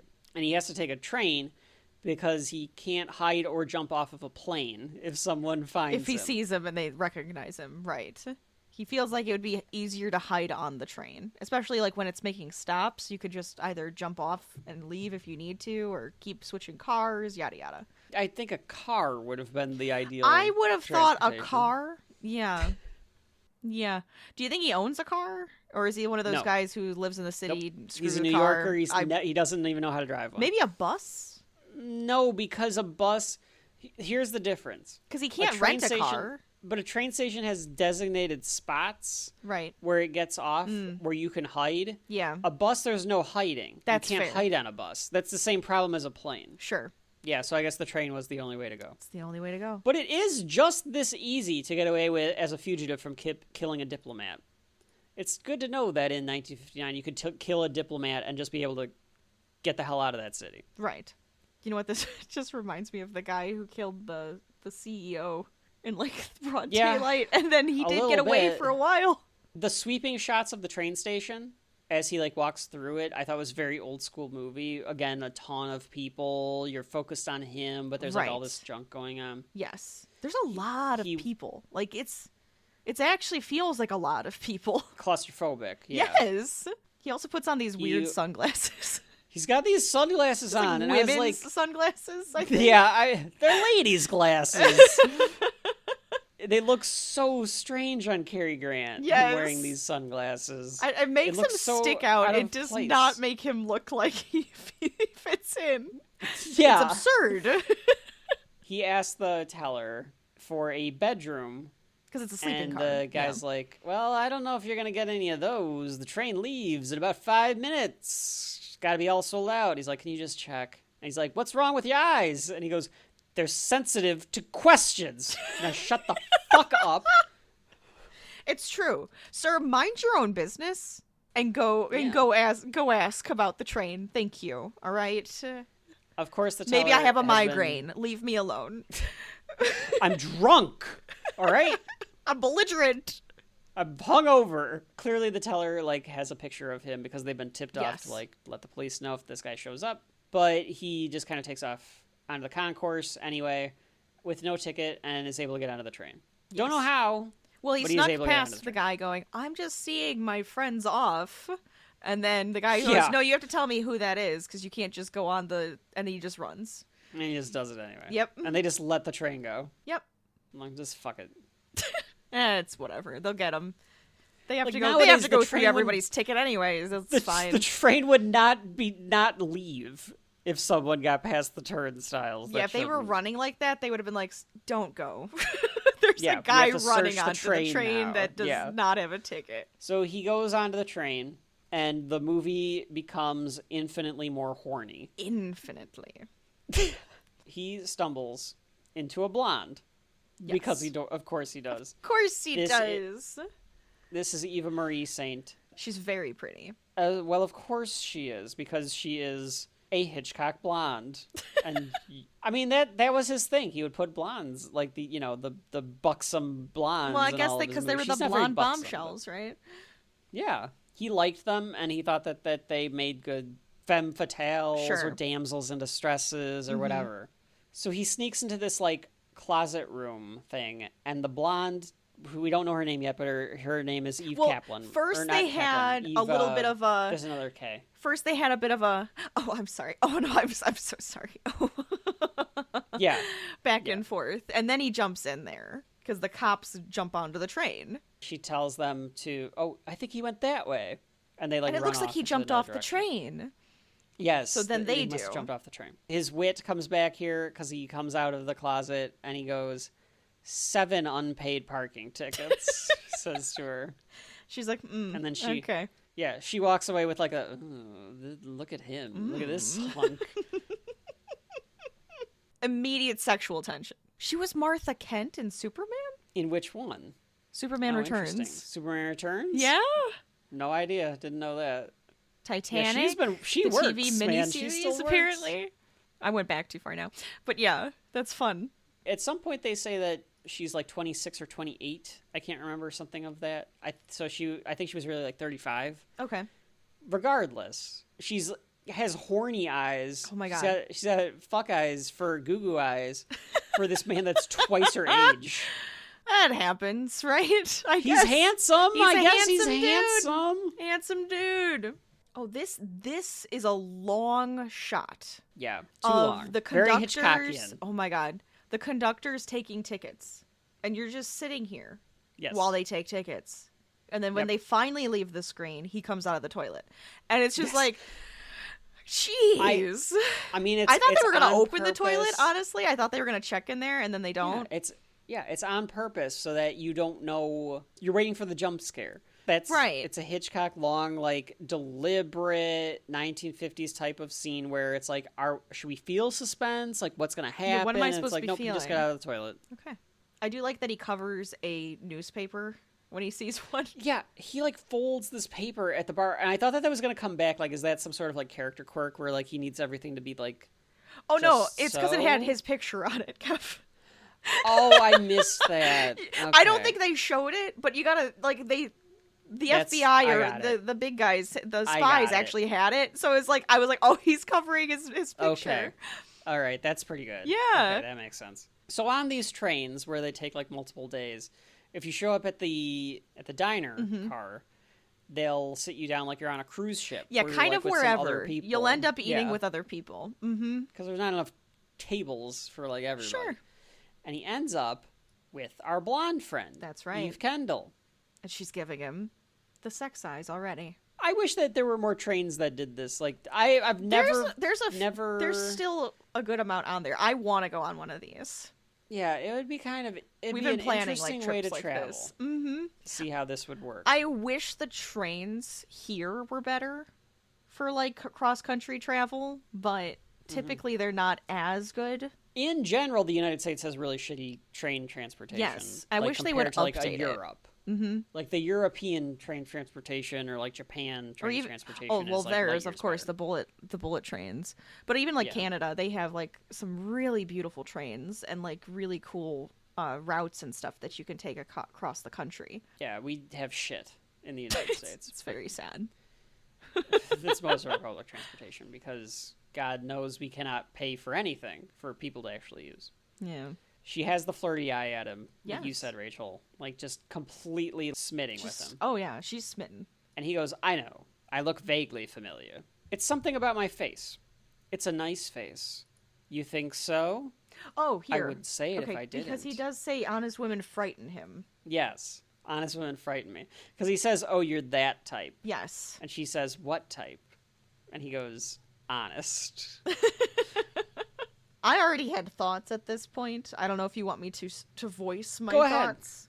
No, go ahead. Because we've Okay. said we're spoiling everything. We're not keeping any of it Okay. secret. So at this point I went, "Oh, she's the spy." That's literally what went through my I thought so, head. too. I assumed that she was the inside man. Yeah, I was like, "Oh." And she's either trying to keep tabs on him now at the same time as keeping tabs on the other guy. No, I thought they put her on assignment to follow him so that he didn't Well, that end was up dead. right. That was my point. Like she's doing two things now. Oh, She well, still has to do the other not job. until Oh, I didn't you think that thought she had anything to do with. Oh, you thought they Van just Damme. put another person on him. I just thought they put a person on him. Yeah. Okay, because I was like, oh, is this their man inside? I thought this was her. I was like, oh, she's their Like spy. even before you knew that. Yes. Interesting. Okay, so I thought I this was just the spy. assumed- Later, I went, oh, maybe I'm wrong. That's where I'm going with Gotcha. this. But Okay. right at this point, I was like, oh, she's the spy. Which I was like, oh, I'm Yeah. kind of surprised they made it a woman. But I was like, but that's going to, subvert expectation. Later, I go, maybe I'm wrong. Because I'm like, maybe she's just the bad guy's woman. I thought that she was there just to keep an eye on Thornhill. Sure. So that she can keep him out of trouble. Right. Which she kind of is, but we find that later. The moment I meet an attractive woman, I have to start pretending I've no desire to make love to her. I was like, wow, that is forward, sir. Keep it in your pants. He's like, it's just by luck, like we ended up at the same table, and she goes, not luck or fate. But you I also took the missed the steward. fact that she said, why must you conceal it? Because she's just like, oh, I want you to tell me how you wanted to desire me. Then they get into the other part. They are just She's down for the each other dirty. here. Somebody's gonna slip on the fucking floor between these two. She says, like, well, it's not luck. I tipped the steward like $5 or whatever. If so you that decide to can come sit here. Yeah. And then it gets all glowy. Well, all right. It's like, oh. And then it's like, She everything's says, glowing now. This line Oh. allegedly needed to be changed. Because she says, I don't talk about love on an empty stomach. That's her line. Yes. Allegedly. The original script, I couldn't verify that. I had to find, I'm only saying allegedly because I didn't verify this. Okay. I think I just saw it on IMDb. The original line was, I don't make love on an empty stomach. And the makes censors sense. made him take that out. Honestly, so he had to say, I don't talk about love. Sure. Both make sense because it comes back to when he said, I have to pretend how I'm going to make love to this woman I saw. That's literally how he says it. So she's just like bringing it back to that sentence by, well, I can't discuss love. Well, Buy me he dinner. says I have to pretend. Yeah, I mean, he does say make love because he says I have to pretend I have no desire to make love to her. Yes. Like, that is a quite very forward statement. Very creepy. What makes you think you have to conceal it? She might find the idea objectionable. Then again, she might not. It's like, damn. All right. I like the picture was Will The Smith window should be steaming. Christ. And then, after she says, I never discuss love on an empty stomach, he says, you've already eaten. And she says... And I was like, fucking Christ. Oh my God. They're going to hump each other in the middle of the dining They're car. going to whoosh the table right there. Is that a proposition? I never discuss love on an empty stomach. You've already eaten. But you haven't. Sir, can you clear this table? I'm about to make love to this woman right here, right now. I wanted them to start just describing the positions that they were going to have each other in later on in double entendre. I could end up at Mount Rushmore, get the... What did we come up with that one time? The reverse Lincoln? Oh my God, it was the reverse Lincoln. That's true, because we're going to end up there. That would have been a good, callback once we got to Mount Rushmore. That would have been a callback. Now he's Give doing you the reverse Lincoln because he's on top of his nose, right? That's right. They call it the Mount Rushmore if you sit on my face for a while. God. Could have been about the trout. Something with the trout and being a fisherman. I don't know. It's gonna get fishy in here. Ew, no. I don't know how they could have brought horrible. ass play into it. Oh my God, it's gonna. I found the trout. The trout's to be a little bit trouty. The dessert There's will an be E. better than the dinner. Oh God. Oh yeah, no, it's like a Will Smith gag because she's like, "Don't eat the dessert," and he's like, "I fucking got it." Like, don't you worry. Like, I love it. You will because be the like they're doing dessert. these like. They're doing like these entendres back She's and like, forth, no, and she's like, no, actually, I saw police. Let's just go to my room. She's like, yeah, well, like, you don't have to be the dessert. And he's like, damn, girl, I got it, okay? We've been doing it this entire time. I get it. We have spent the last hour going back and forth on sex puns. Is this the horniest one we've done so far? It's really close. I Like, feel Superman like was it's really fucking it's horny. past Shrek at this point. Okay, it's past Shrek. I'm sorry, but the last shot of this movie might push it into... It might push it past Superman. It's 1 and 1A. It's really fucking close. I guess we'll discuss it and find out. Brother and Sister Podcast. Finding Brother out and Sister the team, horniest finding subjects. out the horniest movies there are. This is my life. This is what I've decided to do. Again, folks, if we weren't on mic, all I'd be doing by saying these lines is making Rachel very uncomfortable. Yes. And she does do it. She goes like, ew, stop. Whenever, I do. But on mic, on air, she just has to go along with it. I too. I still say ew, but then I make up my own to make him feel uncomfortable, so you're welcome. It's like any other game with your sibling where it's like, I'm gonna fucking make her squirm. Like, that's the idea. He gives a fake name. Yes. And she's like, no, you're not. You're Roger Thornhill. You're wanted for murder. That's another reason I thought, oh, okay, so she's a spy. Because I'm like, she knows everything. They gave her the book. That's where I was thinking, like, okay, she's... I have your folder on all of your stuff right here type of thing. But that's why I thought that she was put on special assignment to protect him. Sure. How do I know you're not a murderer? You don't. Maybe you're planning to murder me right here tonight. Shall I? Please do. It is ridiculous. It is nonstop. I'm like All at the table over going, I can hear everything you people are saying. Good Lord. I'll have what she's having. So she wants to fuck this man twice her age. He takes out the cigarette, the matchbook to light a cigarette. I mean, they've already came. So why not? They've already gotten each other off. The first orgasm has already been completed. We learn, this is set up though for something in the third act. He has a matchbook with his initials on it, R-O-T. He's like, yeah, Rod, it's my signature.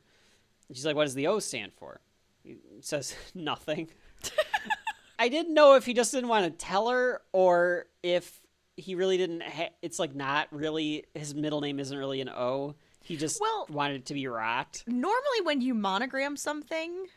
Which I always found kind of weird, but I guess it makes sense. The middle is the big middle one. The middle letter is your last name, large.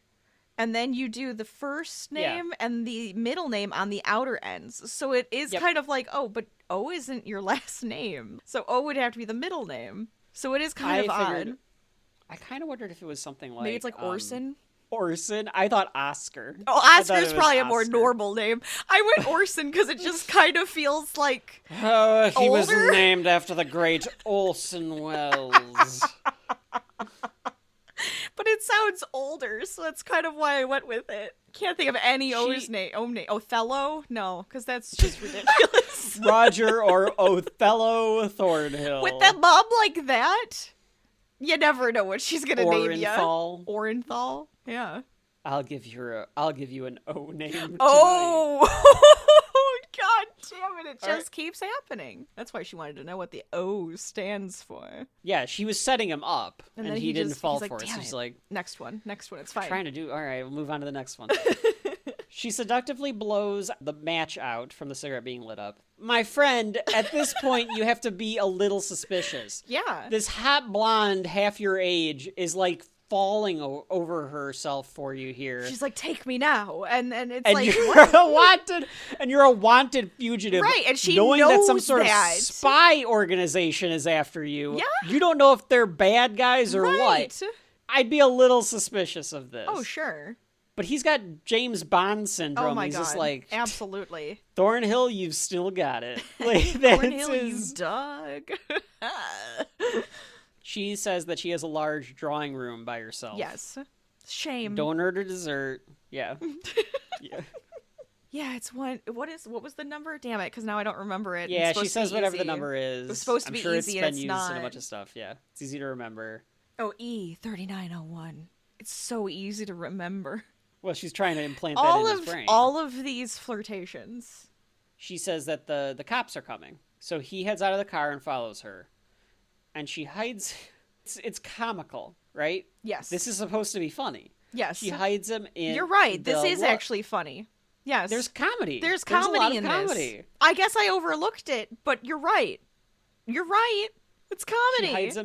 She hides him in the luggage area. I thought it was an overhead storage bin. It's actually like bed? the Murphy bed. It's the is bed. it one of the beds that can come down so you can have like the up bed and the down bed? Yes. Yep. Okay. I'm like, I can't breathe in here. You breathe just fine. Breathe in here. She's like, shut the fuck up. They're coming. And he's like, oh, maybe if you gave me a fucking because he's like, maybe they should hurry up. Patience is a virtue. We get that for the second time on Shelf Life. Yes, patience is a virtue came back for a second time. You should oil me up, because I'm packed in like a sardine. I hope that we're not going to have sex like this, because my back might give out. Is this actual foreplay? I don't understand. Yes. Should I be doing something? Is this what you get off on? Stuffing men in luggage compartments? So the cops come in looking for him, and she claims to have never seen him before. But they're like, well, you ate dinner with him. And she's like, oh, Now I'm apparently part of a murder mystery. Who knows? Who knew? And yeah, she's they're like, just "Well, reading what- a book. Maybe she's reading What a did you murder talk about mystery. That would have been great if she was. What did they talk about at dinner? And nothing. And I was jokingly thought about like, okay, like the train hits like a bump or something, and you just hear, "Oh, son of a bitch!" like He just full rolls out, and he's like rolling Yeah. in the blankets, like, just like runs hello, out. gentlemen, Of her room. and then just Oh, walks out. hello, gentlemen. If you Fancy excuse seeing me. you here. She says maybe that he got off when you got on, and I wrote, "Yep." Oh yeah. That's a good way to throw them off, though, by being like, well, maybe he left when you got She's on. like, I don't know, and, 'cause like, we didn't leave together. We might have left we at the didn't same leave together. time. We might have left but at the same I don't know time. where he went. I didn't even know his name was Thornhill until you just said it. and he's like, my sunglasses broke. My glasses.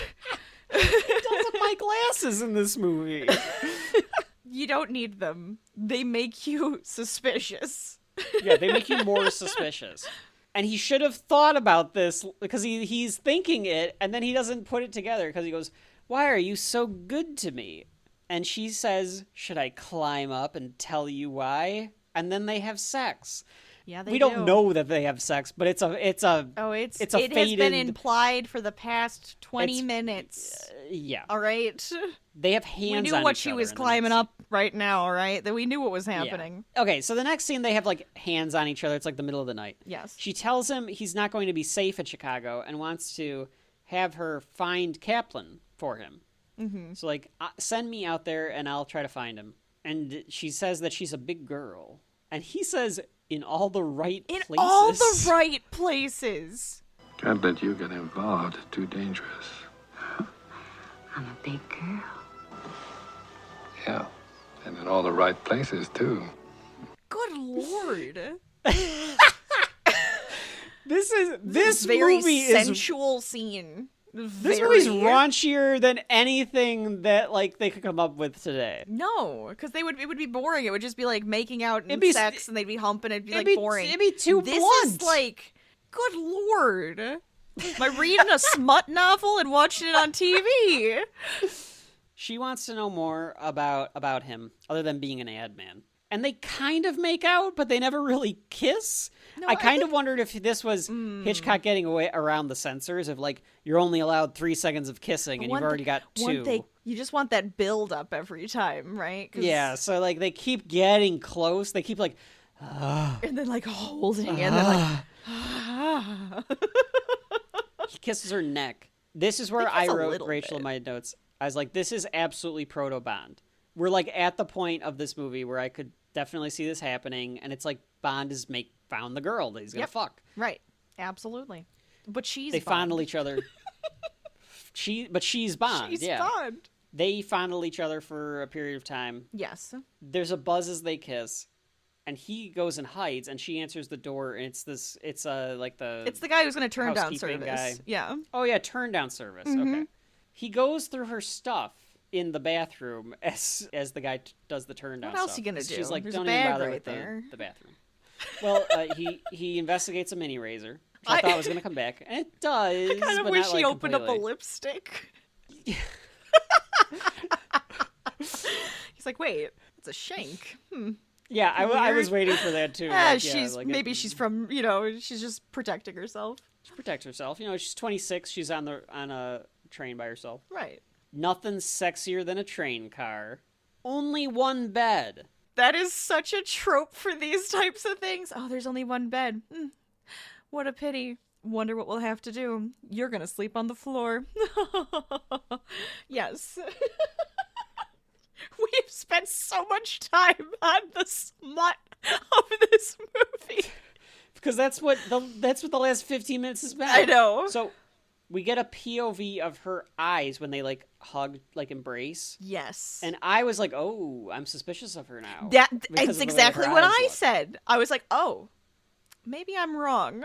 The turn down service guy delivers a message to someone else from the lady in 3901, which I think is why they emphasize that room number, Yes, Rachel. for So that- us.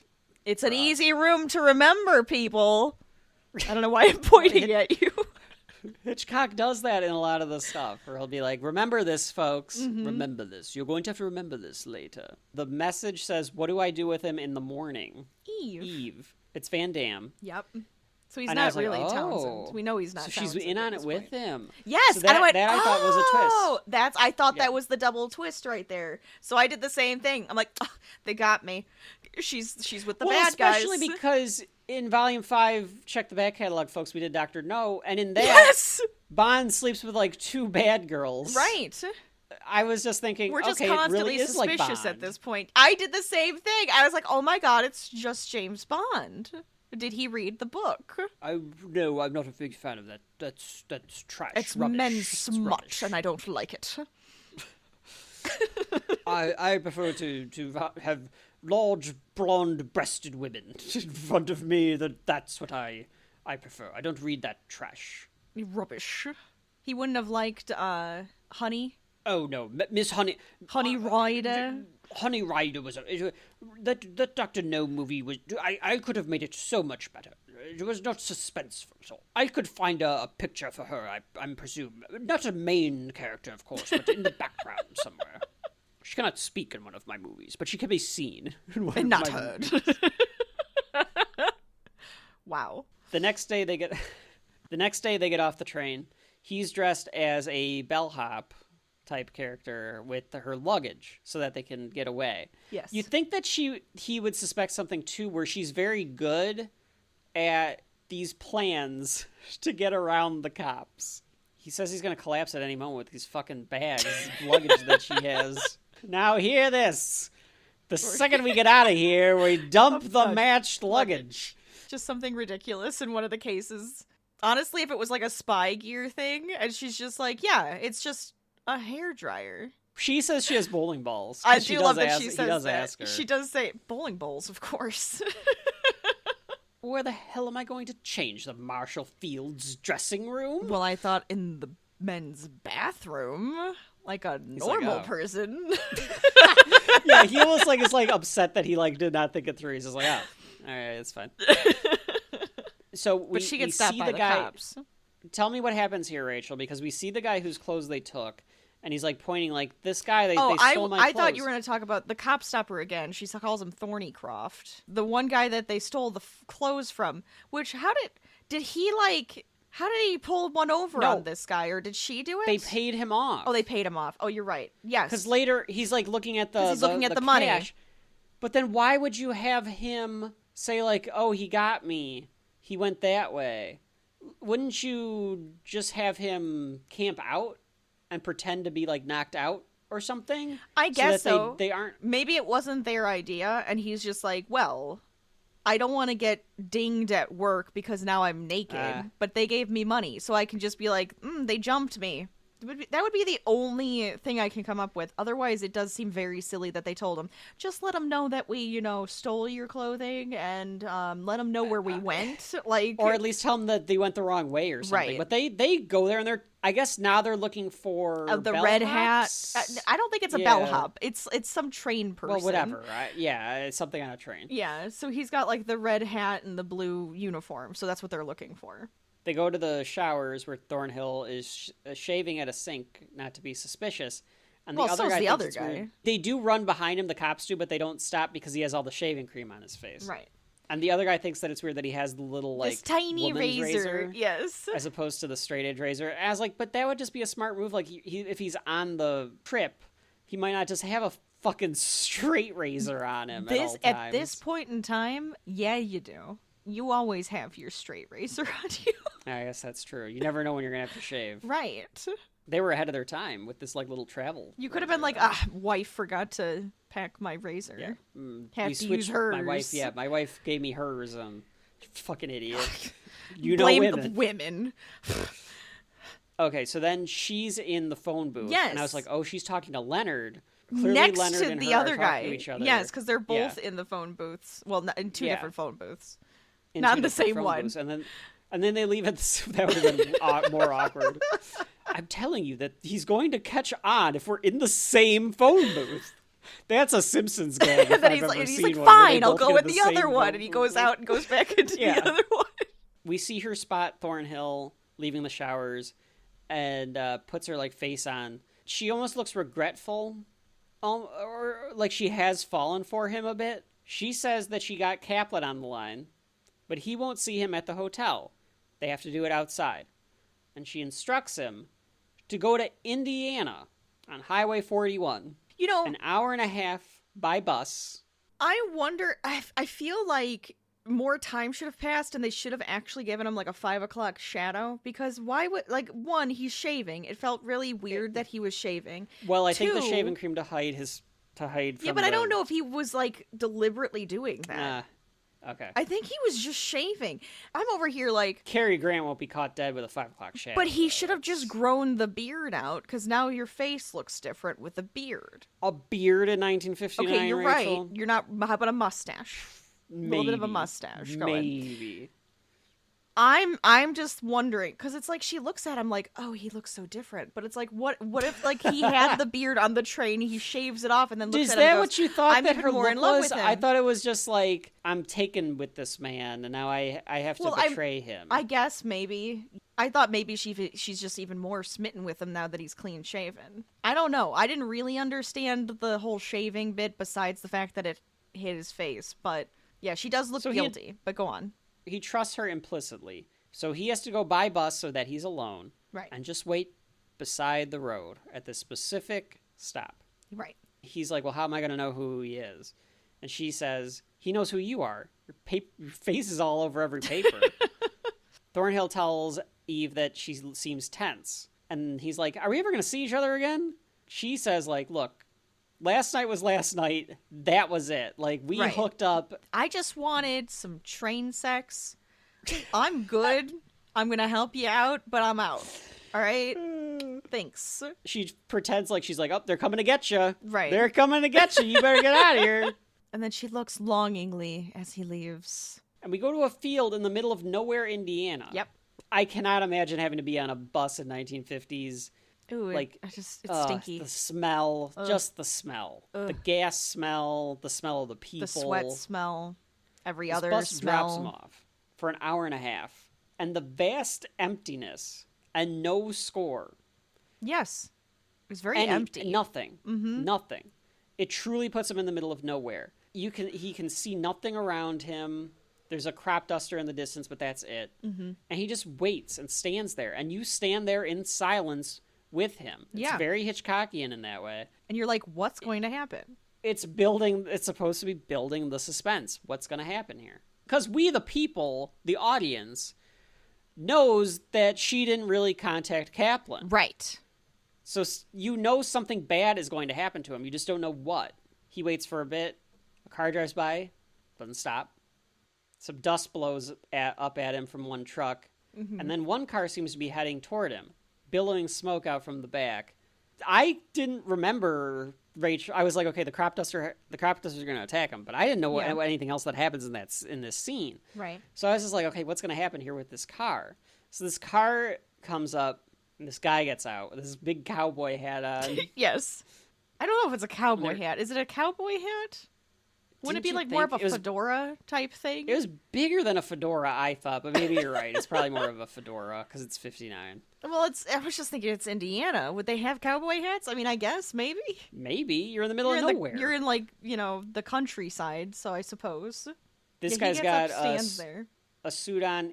They're standing on the opposite sides of the road, and Thornhill is, like, trying to, like, project into this guy, like, are you Kaplan? Are you Kaplan? Like, are you just going to say something to me? Do you recognize me?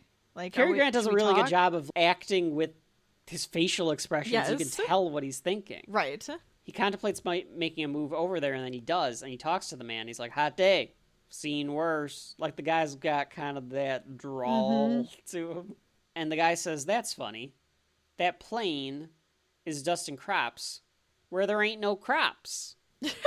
And then the guy gets into the bus and takes off. Yes. Like, another bus comes and he takes the guy. Right. Then the absolutely most famous part of North by Northwest, I think even probably more famous than the Mount Rushmore scene. Mm-hmm.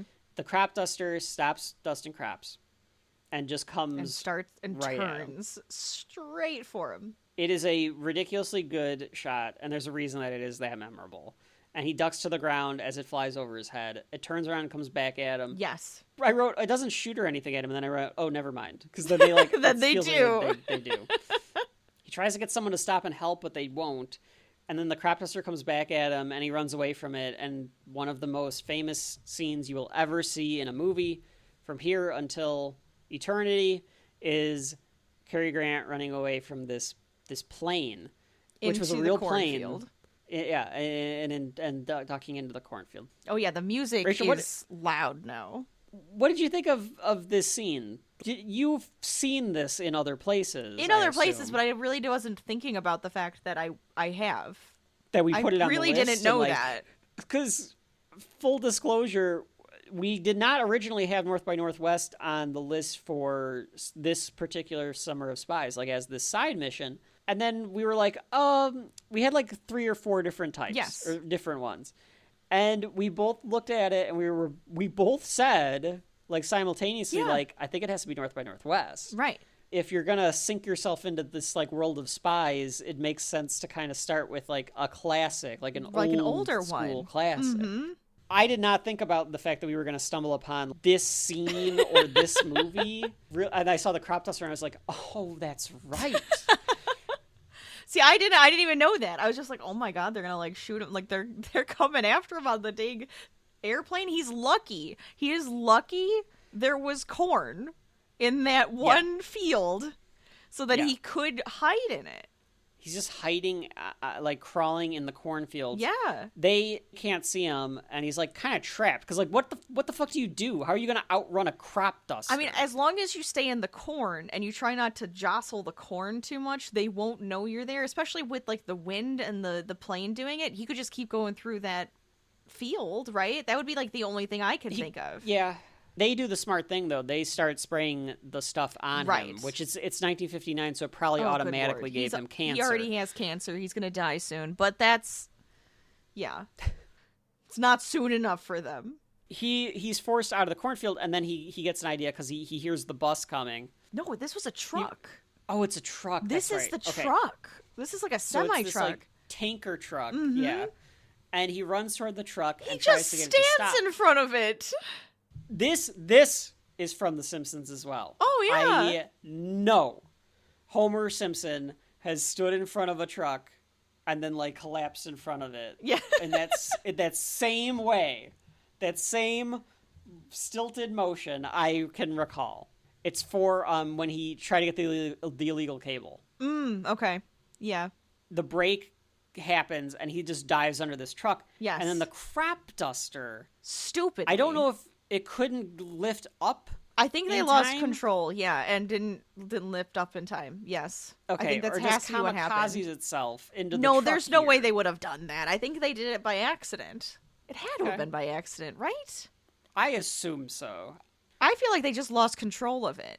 There's an explosion. Yes. Like a legit explosion. And the in guys get out of the Hitchcock truck movie. and go, run! This thing could explode!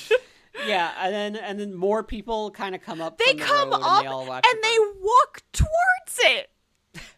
I was like, all right, people, I get it. It's like watching a train wreck, same idea, right? But still. If someone that was driving the truck is like, says, this run thing's away, gonna blow, you run away. He steals one of the passerby's trucks. Yes.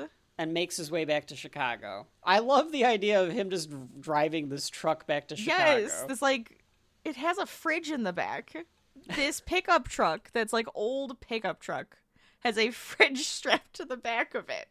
Well, back then, everyone was just moving fridges around. That was just something that you did on a Sunday. I don't know, I just saw a guy with a pickup truck with a fridge in it, and he just bought one. I just saw it like yesterday. Same thing happens now that happened 50 years ago. So he goes to the hotel, the supposed hotel that Kaplan was staying at, and the guy, what do they call them? Concierge? Oh, concierge. Okay, yeah. And the concierge tells him that Kaplan checked out this morning.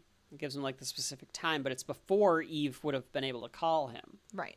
They got a little lucky with that, and or the spy or agency knew to have that happen so that in this event he would grow suspicious of Eve. Actually, no, I don't think that is. I what happened. don't that's think just so. a I think it coincidence. was an accident because now he is suspicious of Eve. I don't think Right. that was what was wanted.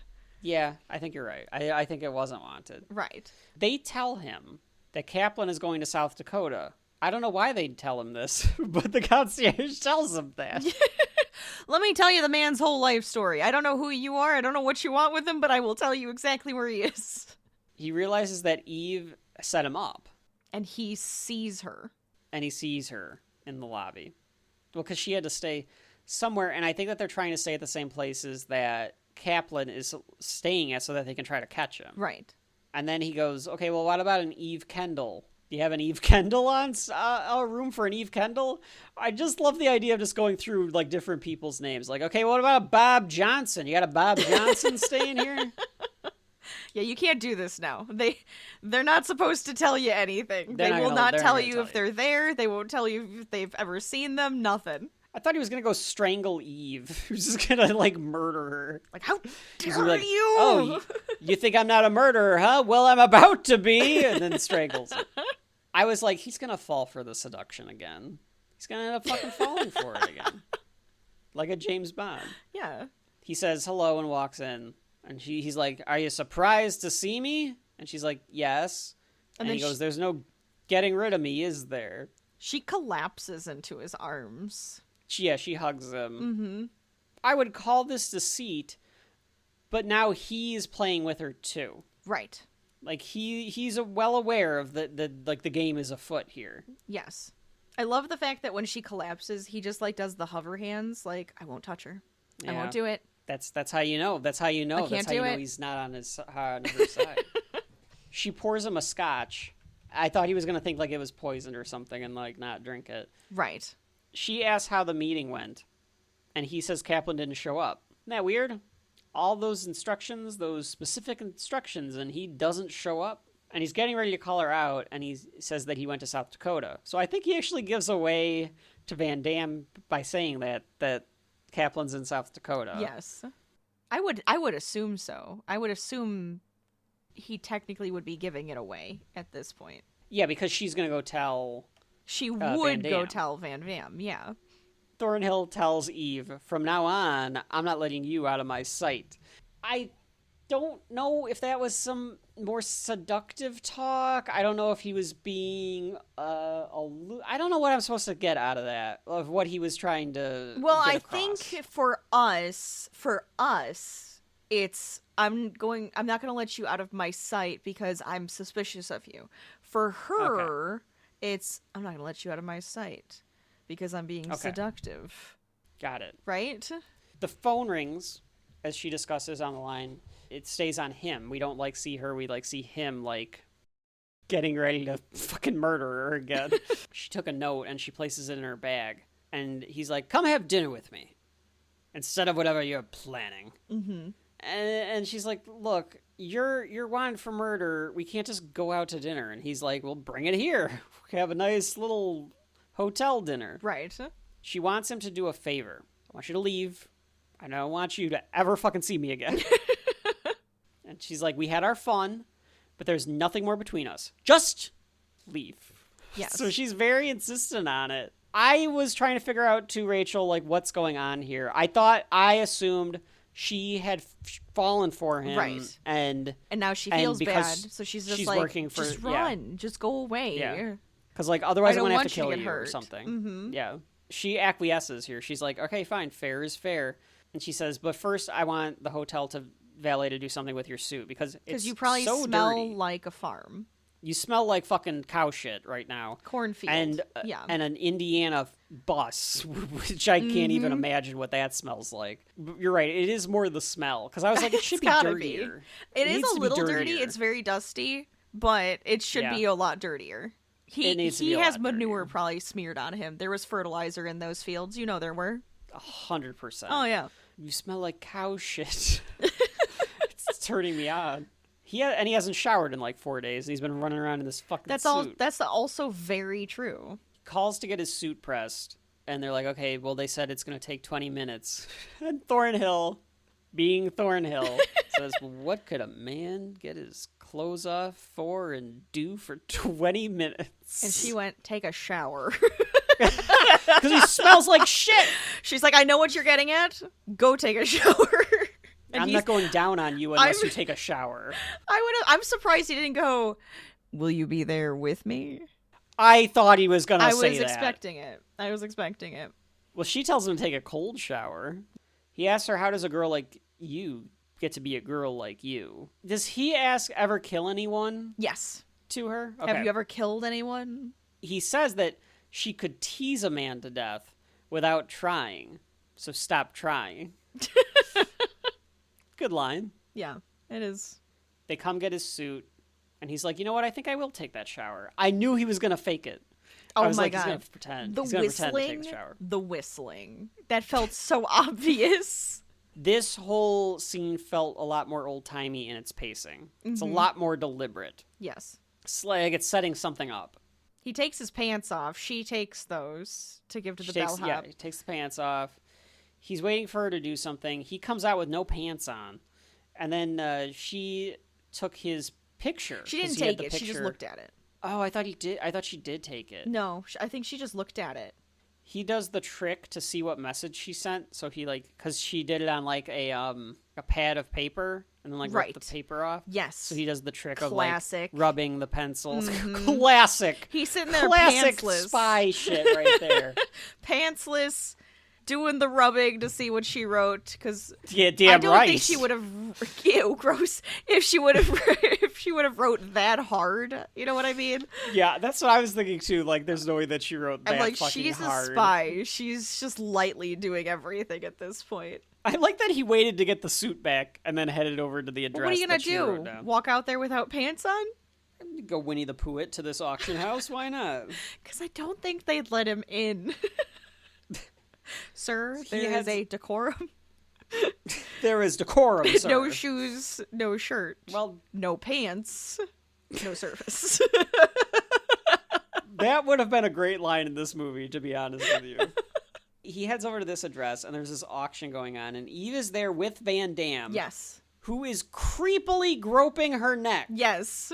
Yes, he is. But that's the bad guy. He's just... Ew. Bond villain. He is. Like the way that he's just like, yes, like, my woman, like pawing at her neck woman. and You're stuff. so soft. Someone bought some chairs for $450, which seemed outrageous to me. Thornhill, because he's not a spy. Oh my God. Is not subtle at all. Oh my God. He just walks up to them and is like, the three of you are together. And he's like, what's your real name, fuckface? And this guy's like, I'm sorry. Wait a minute. Yeah, he's like, this is really disappointing. You're just gonna do this? Like, this is not how the game is played. You're just gonna walk in here like this? I'm supposed to monologue. This is not the place to do it. I don't understand. Like, what are you fucking doing? Like, stand in the back and wait or something. Like, this is not how we interact here. Instead, he acts like I have to confront her because she's my girlfriend and she's cheating on me.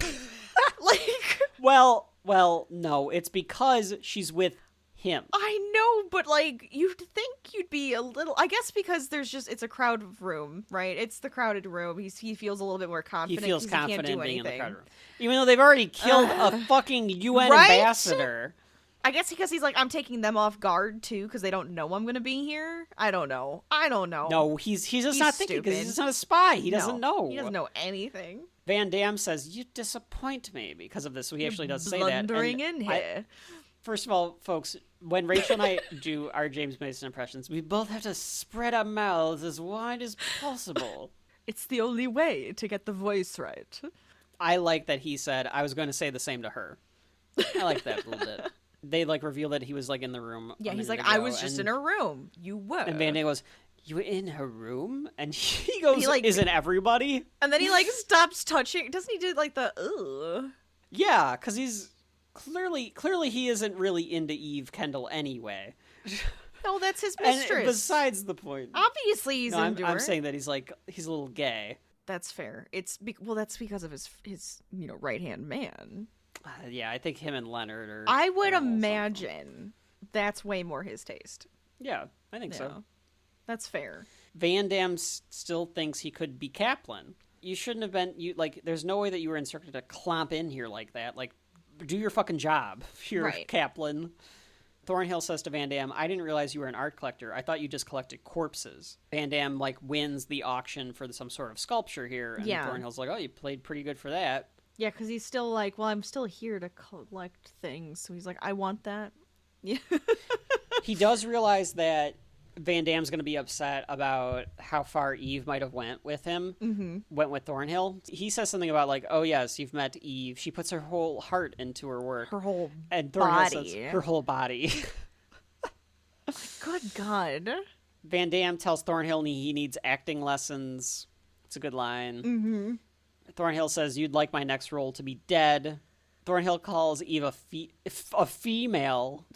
Like an incel would today. Oh, it's gross. He feels very, but you betrayed me, world. You betrayed me, Eve. That's right. That's exactly what's happening. He's turning into Wiseau. He's Wiseauing this. The professor is there. He's at the auction. He's and he's kind of watching. looking over, watching this. And Thornhill realizes that actually the last thing that Van Damme wants is for him to be turned over to the police. Right. Because then he can't get to him. Right. And he can't figure out what Kaplan has on him. So Thornhill is like, I need to get arrested. Yes. She's got an Oscar. She's obviously a very good actress. She's got tears bottling up in this scene. Oh my God, yes. Her eyes get very glassy. It's perfect. I thought more so because I thought Van Damme was going to kill her because, he was, finds her, disposable now, I think versus, it's... actually being upset. Potentially, yes. Oh, yeah, that's what it felt like. Absolutely. That she's just like, oh my God, I'm going to die now because I fell for this other man. Thornhill just tries to leave, but they clearly are not going to let him go. The thugs are there. And I was thinking, what was your plan here, Thornhill? What were you thinking? You walked in, I think, all brazen. Right. I don't know. I don't think he had a plan. He's a bit silly and stupid sometimes. Yeah, he has no idea how to play this. The guy from the Turtle Club is doing the auction. Did you see that guy, Rachel? I did. Straight out of the Turtle Club. Oh, hello there, Mr. Van Damme. Are you joining the Turtle Club? Seriously? No turtle clubs. Not yet. Not ever. Thornhill, I like that he pushes this lady. He's like, let me sit down. He pushes her over, but it's not like it's a bench seat. So I'm No. like, was there an So he's, extra seat somewhere? splitting the he's seat? like, Yeah. she's sitting on a crack now. This is annoying. This man is rude. Well, he is kind of sitting half on the chair. And he's she's just yeah, I guess this is off. fine. Yeah, she's not beg your pardon, sir. No, she's just or whatever. Whatever. It's Chicago, so it's the fuck is this guy doing? That's true. Listen, buddy, you can't just sit there with this dame's already got the seat. We can go across the street and we can have a hot dog about this and talk things over, but you can't just take the seat. I don't care what stuff happens in New York. Yeah, that's but here, rude. dames get chairs and sausage. You can sit in the back. Yeah, she's gonna have my sausage later. I'm That so was more sorry. Boston. I'm so sorry. I did do more Boston. How? How did I go Boston? I never go Boston. I don't know what you did. You sounded just like Ben Affleck in a fucking Dunkin' Donuts commercial. I apologize. So then he just bids. Yeah, he just bid- starts the bidding bidding- weirdly. The bidding starts at 1,200. She's like 1,500. No, he And they're goes like, low. Oh, that's right. He's He- 1,500. And it's like, Five- sir, it's already going for 1,200. You can't bid like 1,000. Yeah. What are you Like, doing? Sir, the bid is already 1,200. And he's like 2,200. He's just bidding obnoxiously. And so he starts to ignore him. He's trying to bring attention to himself, and then so that they So then all he- realize that right. they're there. So then he goes 13, and he goes, okay, that's good. 13,000. He goes, no, $13. That damn thing's fake. It's not worth anything. Yeah, that's fake. It's fake. Yeah. So then the turtle guy goes over to the lady, and he's like, "You have to arrest him now from the Turtle Club." Rachel is so upset, and she rings somebody up, and he's like, "Good, Yes. good. Yeah. Cops are going to come and they're going to arrest me. There's this woman that turns around when he goes, how do we know that it's not fake? And he goes, how do we know it's genuine? And she goes, well, I know that you're a genuine idiot. Yeah, that was good. That was good. Would somebody start the bidding at $750, please? How do we know it's not a fake? It looks like a fake. Well, one thing we know. You're no fake. You're a genuine idiot. Thank you. That was Thank really you, ma'am, fun. for your one-liner. Thank you, madam. Yep. That woman is forever immortalized for being witty to Cary Grant. I think he actually does thank her, like, thank you. And then it continues to just make a scene. This guy's like, for fuck's sake, man. Like, we're trying to have an auction here. And he punches him. the guy Yes. that confronts him. Then he sees the police, so he's like, oh, look, I'm punching him more. Oh, I punched this man. I'm gonna do it again. He walks past one of the thugs, and he looks at him and goes, sorry, old man. You better keep trying. I don't know why I went English. What's wrong with me? Because sometimes those Cary Grant lines sound that way a little bit. Sorry, old boy. Old chap. Yeah, because you wanted to say old sport or something. I did. The professor is making a call. Like, he goes and he's like, fuck. So he goes over and tries to make a call. As they put him in the police car, and he tells the cops, he goes, thank you for saving my life. And I was like, Chicago cops, are they this nice? Like, yeah, whatever, buddy. They would have had the really stick cost out. me. I had Cubs They would have tickets smacked tonight. him with the bully Yeah, they would have stick. smacked him. They would have fucking bully clubbed him and been like, shut the fuck up. We're going to take you over to Comiskey and you can deal with it there. Go to the south side and let you sit there with thems. Find out what that precinct's like. We're not taking you up to the nice one. So Thornhill is trying to convince him because they're like, yeah, whatever. And he's like, don't you know who I am? You're going to be heroes. I am Roger Thornhill. He's like, look, here's the license. And they're like, uh-huh. Chicago police captured, the UN killer. They get a message comes through on their walkie-talkie, which is just a phone in the car because it's old-timey. We don't hear it, but that seems to be like some sort of unorthodox messages coming through. Mm-hmm. Yeah, because he's like, are you sure?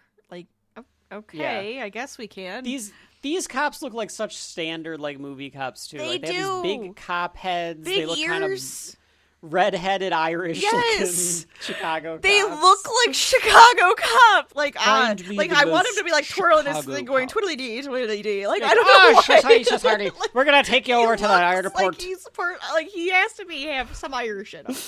You're going to O'Hare, buddy. We're gonna get rid of you, getting you out of the city limits. Oh, it's great. So they say they're gonna take him to the airport instead of the train station. And he's like, no, I'm a dangerous assassin. Take me to the police headquarters. I want to go there. And they're like, oh, you want to go there? Oh, you think you're going to the headquarters, do you, Loggy?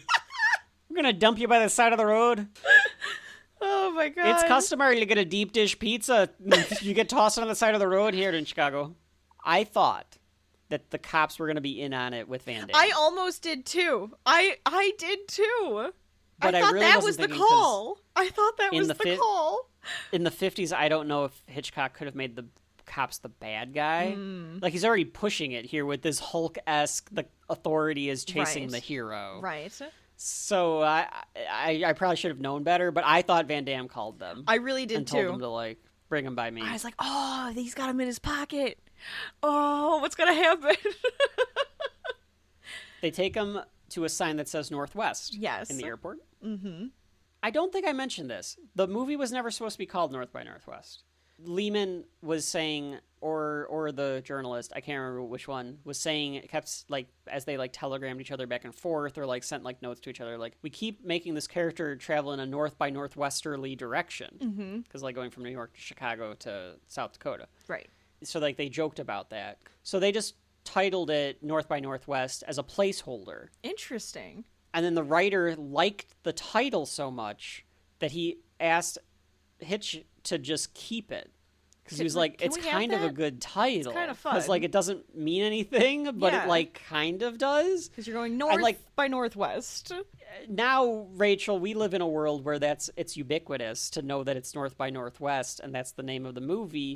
But it wasn't going to be titled something different at some point. South by southwest. That's a That's a convention. I was gonna say, that sounds like it's actually something. It's a tech convention. All right. So I'm sure they took it from. I think they took it from. Obviously. I think that's where they got it. At one point, I was trying to remember what I had to watch last week, and I was just like, "What's the name of this thing called?" And I was like, "So." And in my head, I was like, I'm like, it's a cardinal direction. I'm like, it was for some reason it was having a brain fart, and I did go South by Southwest. I'm like, that can't be it. And then I remembered what it was.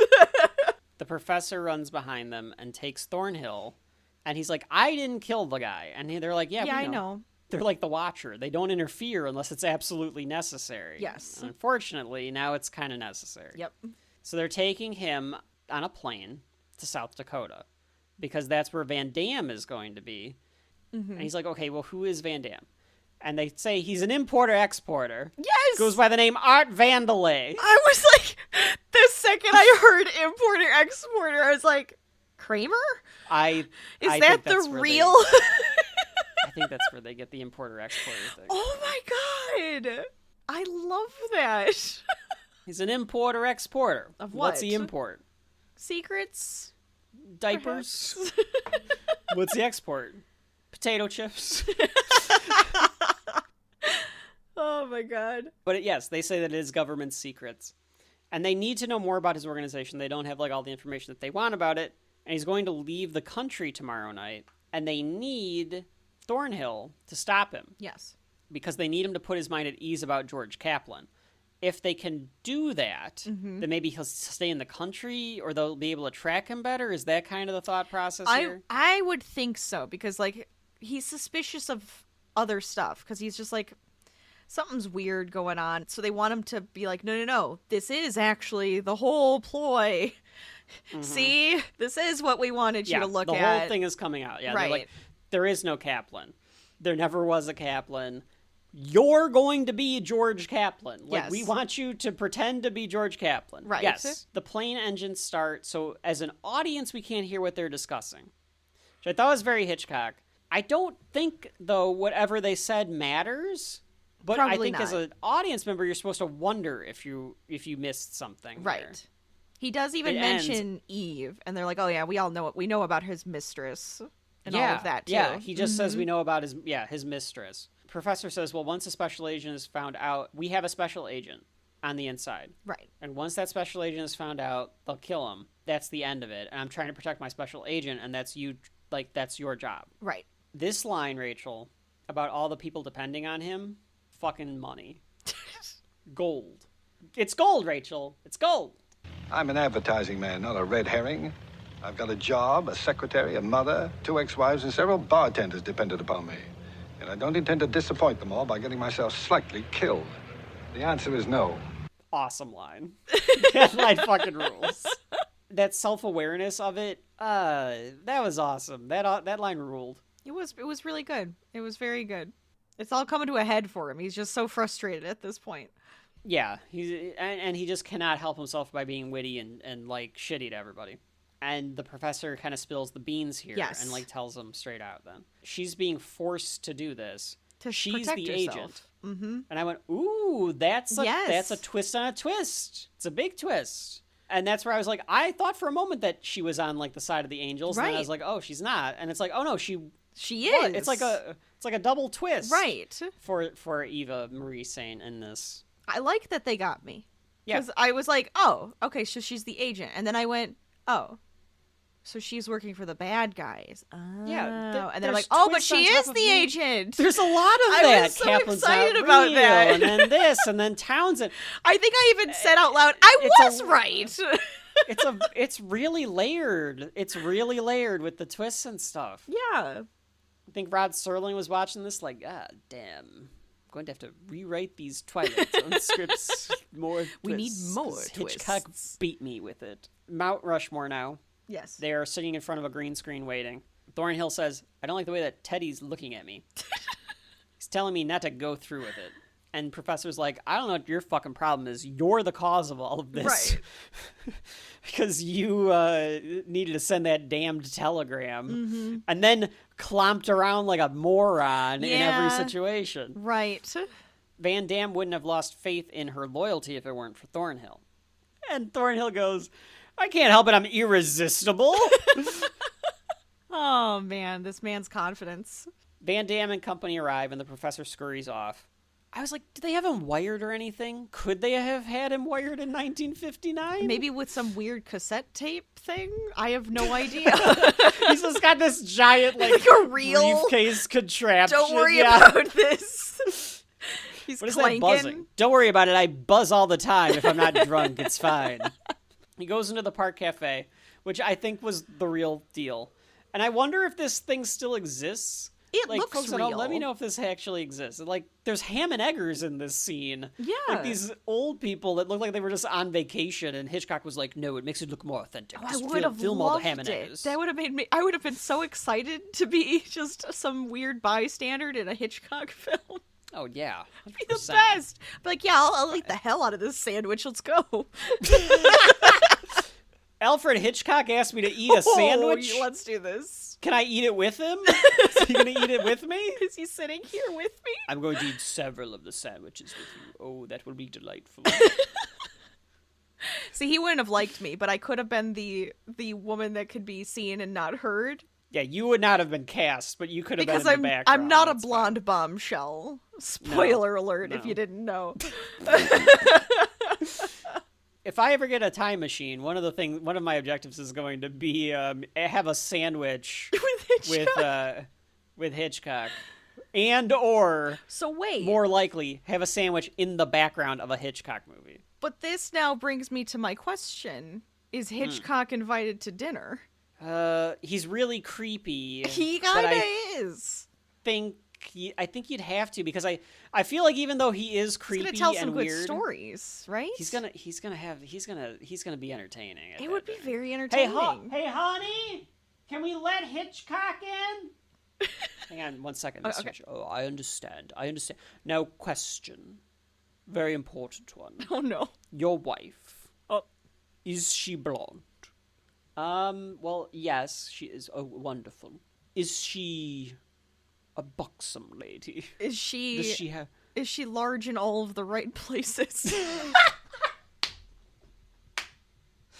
All right, we're done. We're done. I couldn't do it in end. his voice. This lingering shot of him just going around the room, Yes. too. Mm-hmm. So good, the way I that, do that like they do this. The framing is really nice. He's got this green outfit. He looks like the fucking Riddler, Van Damme does. He's got like the, riddle me this, Thornhill. Honestly, I I wouldn't have love put how- it past him if he started doing, I have a riddle for you, Thornhill. Oh, I wouldn't put it past it would him have at been all. wonderful. I love how quick Thornhill's like, not her. He Yeah, like make will her not leave. let Eve sit down at the table. Yes. Well, because he's supposed to, They- he's trying to He's feel. pissed at her. Yeah. He's Yeah. trying to look pissed. It works on both levels of like him trying to protect her and being pissed at her. Yes. They have the spy and villain meal. Mm-hmm. You brought me to these gay surroundings.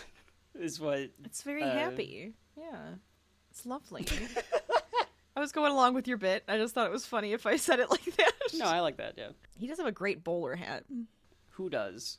Van Damme. He's wearing a bowler hat. I don't even remember. Isn't that a bowler hat? I'm sure it is. Anyway, so they have the villain talk. They have the villain talk, and Thornhill tells Van Damme that he will, for the right price, he will not stop him from leaving. Yes. Because he But knows he everything wants the about girl. where he's going and what he's doing and all of this. Yeah. Yeah. Now, the way that he should have framed this, in my opinion, was he wants the girl, like, he's going to punish her. Oh, I guess he kind of does. He does says, say like, that. I want her to get what's coming to her. Like, for Van Damme is like, she really got to you, didn't she? And what makes you think I'm going to give her to you? Yeah, he's like, I don't not trust her.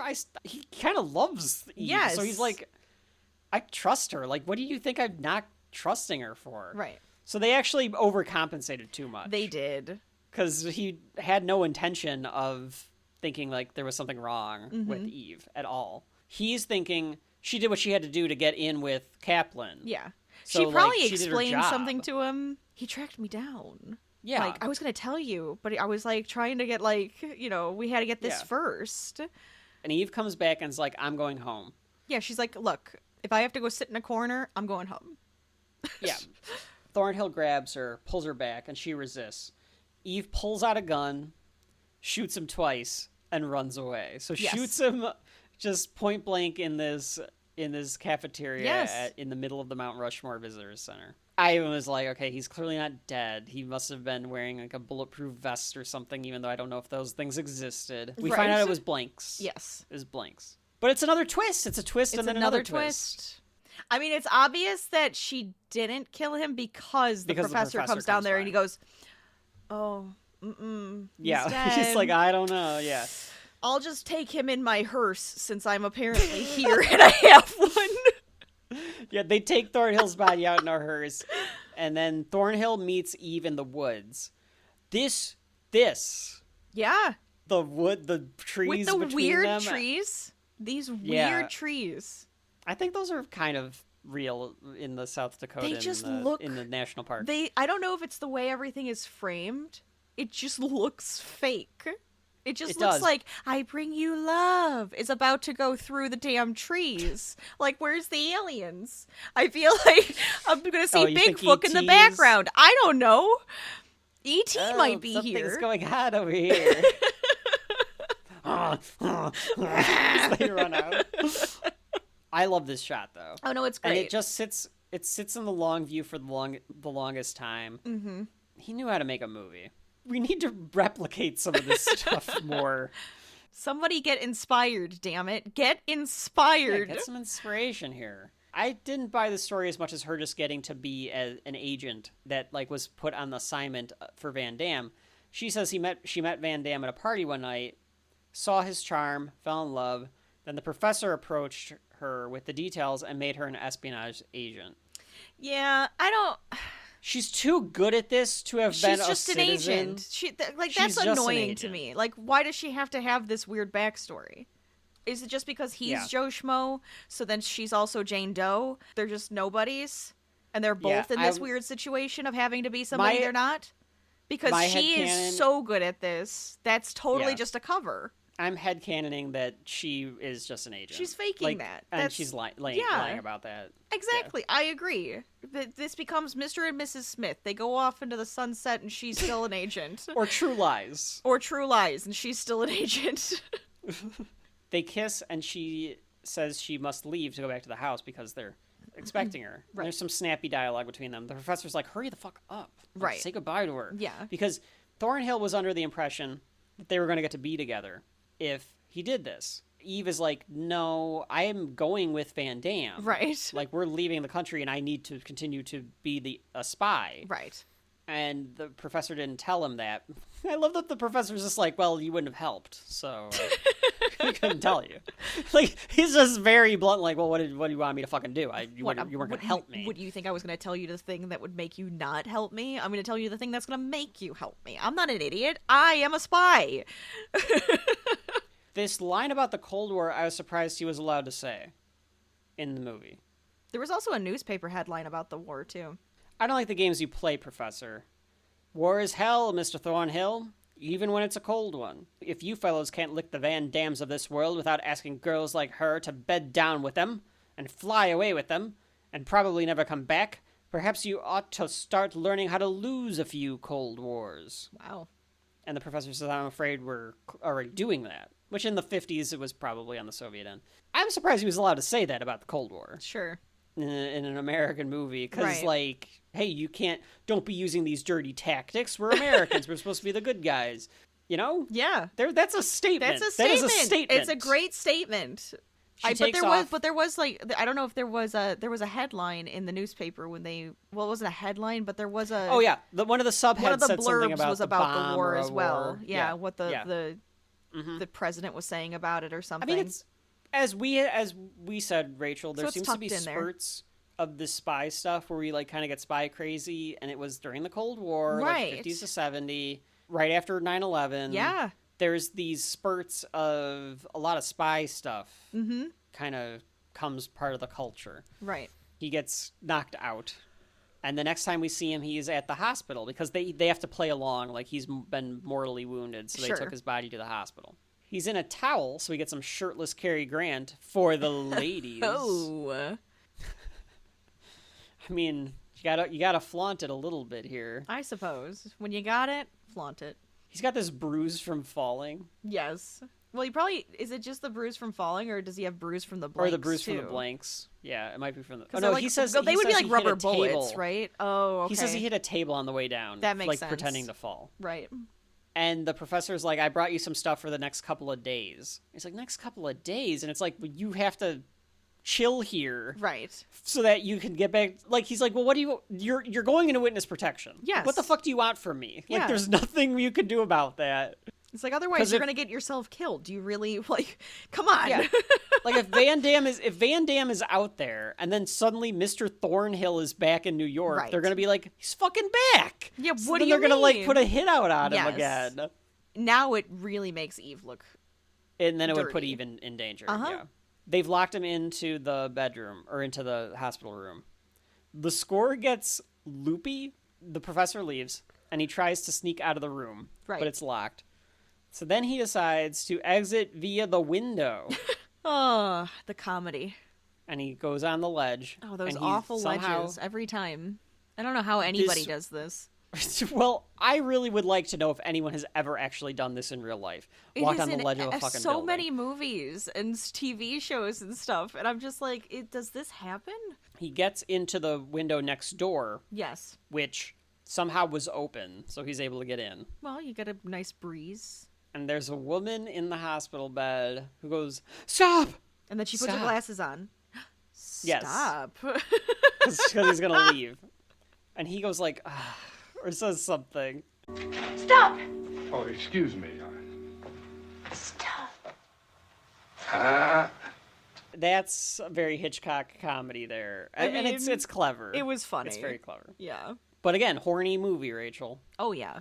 Add that to the list of the horniness here. Do we just have a list of those going now? If you want to watch a horny movie, we're gonna have a list of them for you. Oh, horny movies? Yeah. Like how we said we were going to have like Shelf different Life like selects Halloween horny movie. and this or that. Yeah. And this is like, here's horny movies. Yeah. Exactly. Mm-hmm. He goes to the house in shirt and slacks because that's as casual as it could get in 1959. He got so cash, like dang. How did he figure out where the house was? Where Van Damme's house You know, was? that's a really great question. Because did I miss that? That's at a some point that really must have great come up. question. I have no idea. Did he How discuss did he that know with that? Van Damme?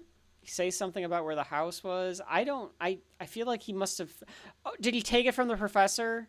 Did the professor did have he something steal on it? it? Maybe he did. I don't know. I must have missed I that. have no idea. I missed it too. I didn't question it. I should have Yeah, questioned it. I didn't question it at all. But as we've said, if there's something like that where it doesn't make a lot of sense and you don't question it, they've That's kind of done okay. their job. Right. Because if it's a movie, it doesn't have to have sound logic, and if you aren't questioning it, you're into You're the into the characters, movie. the action, the suspense. So Right. you don't give a fuck.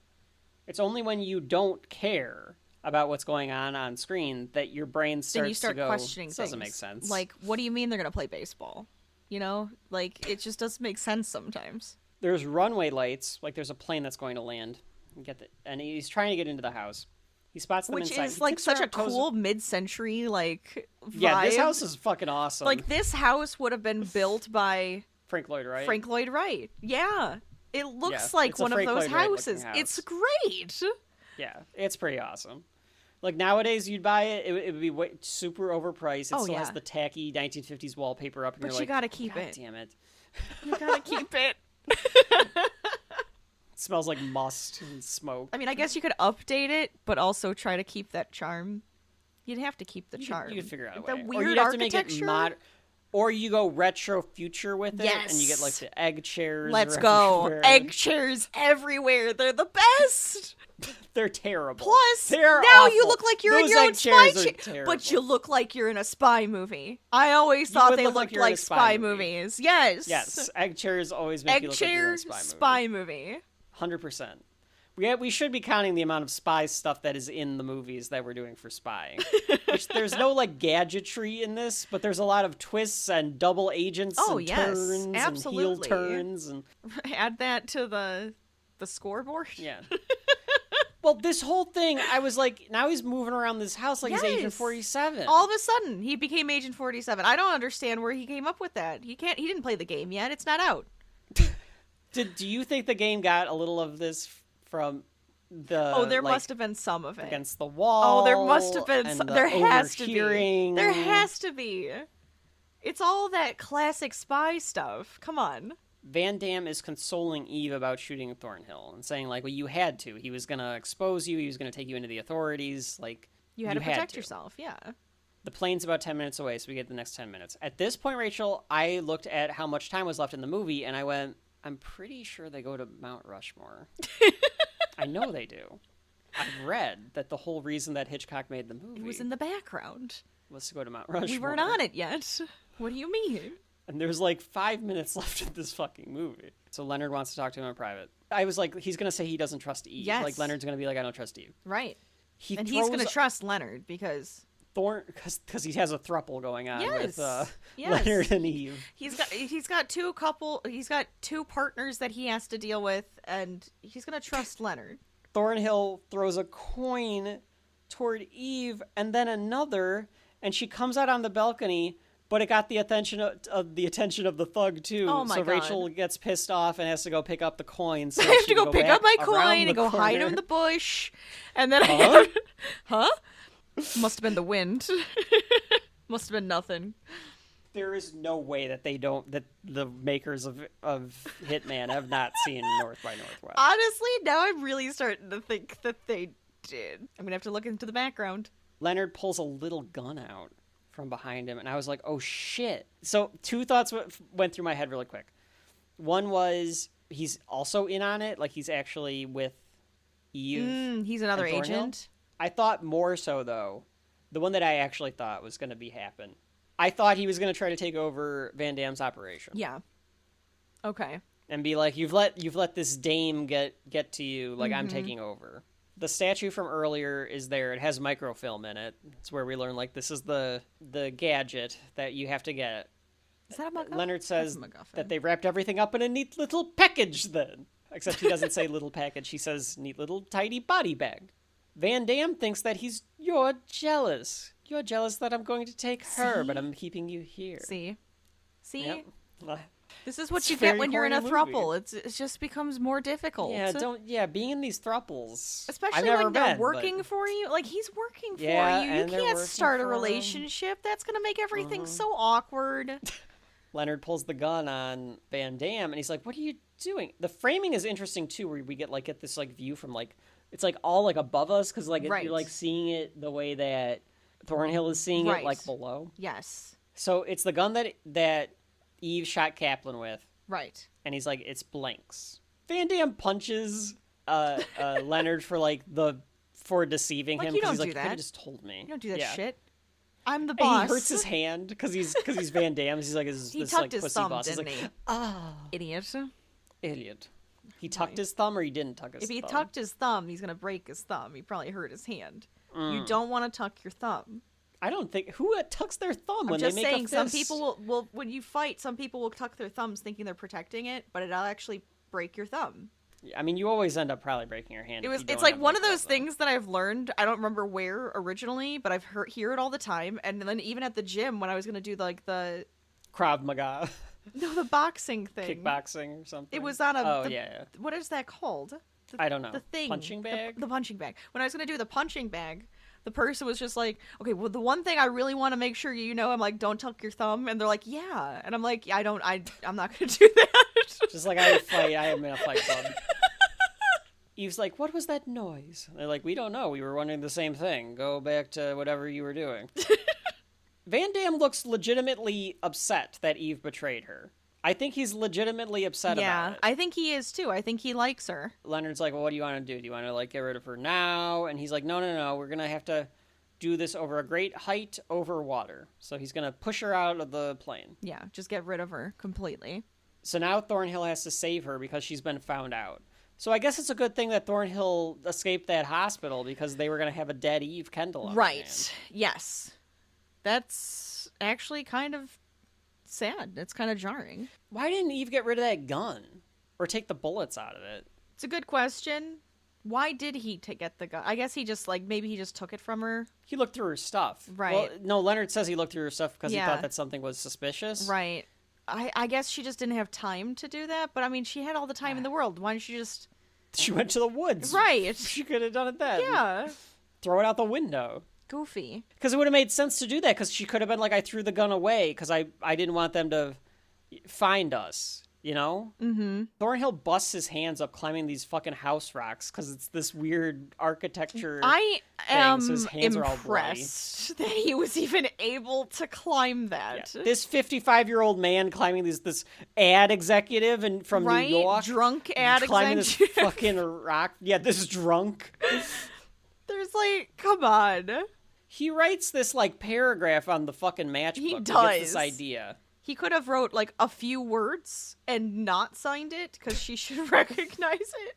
Right, the whole idea of you putting the ROT thing. So that the ROT thing comes back because he's like, I got it. She's going to know it's me. She's going to like see it and like realize it's me. They share champagne as the plane lands. And Thornhill like gets in the house and he throws the matchbook. This is so Hitchcock. Oh my god. You're like... It lands at her you're feet. Like, lands on the floor. And then fucking Leonard picks it up. And you're like, oh shit. And then he just sets it in the ashtray. Right. Because he's like, whatever. Like, the fell. matchbook fell on the floor. Right. And then she sees it. And she does a double take. Like, oh my god. Yes. So she goes upstairs to get her earrings, is what she says. Mm-hmm. And then she's like, what are you doing? You're ruining everything here. And he's like, they're gonna fucking kill you. Don't get on the plane. As they're having this conversation, Van Damme tells the housekeeper from earlier, the one that was like at the Townsend house. Yes. Her and her husband will be in Canada by tomorrow morning. So like, I couldn't tell if this is Townsend, like the real Townsend's housekeeper that he was talking about. Oh. So like he's like getting like, that would have been I'll interesting. Get you out of here. Like that's how like he was able to get into that house. Right. That's So kind of he was, what like I blackmailing assumed. them almost. Like, I have your and, like, husband. No, I thought it was more like, thank you for helping. Like, I'm going to get you out of the country. Oh, you thought, I was No, thinking more so they were like, we have your husband, you have to act like, you know, everything's fine and I'm Townsend while this guy's here. And then I'm going to take you and your husband to Canada and that's where I'm going to give you your husband back. I guess I thought found Van Damme slightly more, slightly less evil, slightly less Bond villain of being like, I have your husband. You'll see him again in Canada. Yeah, yours is probably better. Because she does kind of turn and is kind of a bad guy. Yeah, she's more of a bad guy. Right. Thornhill is watching them do this, and the housekeeper catches his reflection in the TV, which I thought was clever. And he walks down the stairs to, like, follow Eve and Van Damme. Before he can do that, the housekeeper has the gun on him. Yes, the gun. Yeah, I thought that in my head, too. I was like, isn't that the gun? Or is the same type of gun? Right. Eve hesitates to get on the plane, and then shots are heard. Yes. And you see Thornhill running out, and I was like, oh shit, did he kill the maid? I thought the same thing. I'm like, oh, there was a tussle, and he shot her. But no, it's the blanks. It's fine. She didn't kill anybody.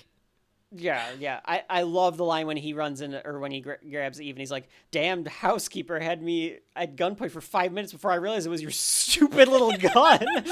I think he says same silly gun, but I like stupid little gun is better. Eve takes the statue with the microfilm in it, and I was like, why are Van Damme and Leonard just kind of like watching her run to the car? Why aren't they like in pursuit after her? And I guess like they can't let the microfilm statue break because the film is exposed or something. Do you think they just caught off guard on that too? Like, wait, what's happening? I think it's just, it must have just been that they were caught off guard. It's like very slow, like, wait, what? Right. Like, yeah. Because then right after this, they get to the Because they still think he's Kaplan. They still think he's a spy. Think he's Kaplan. And at this point, so now they're in the car, they get to the gate, but they can't get through. So then they take off running into the E.T. woods with their flashlights and everything. Tell me that didn't remind you of E.T.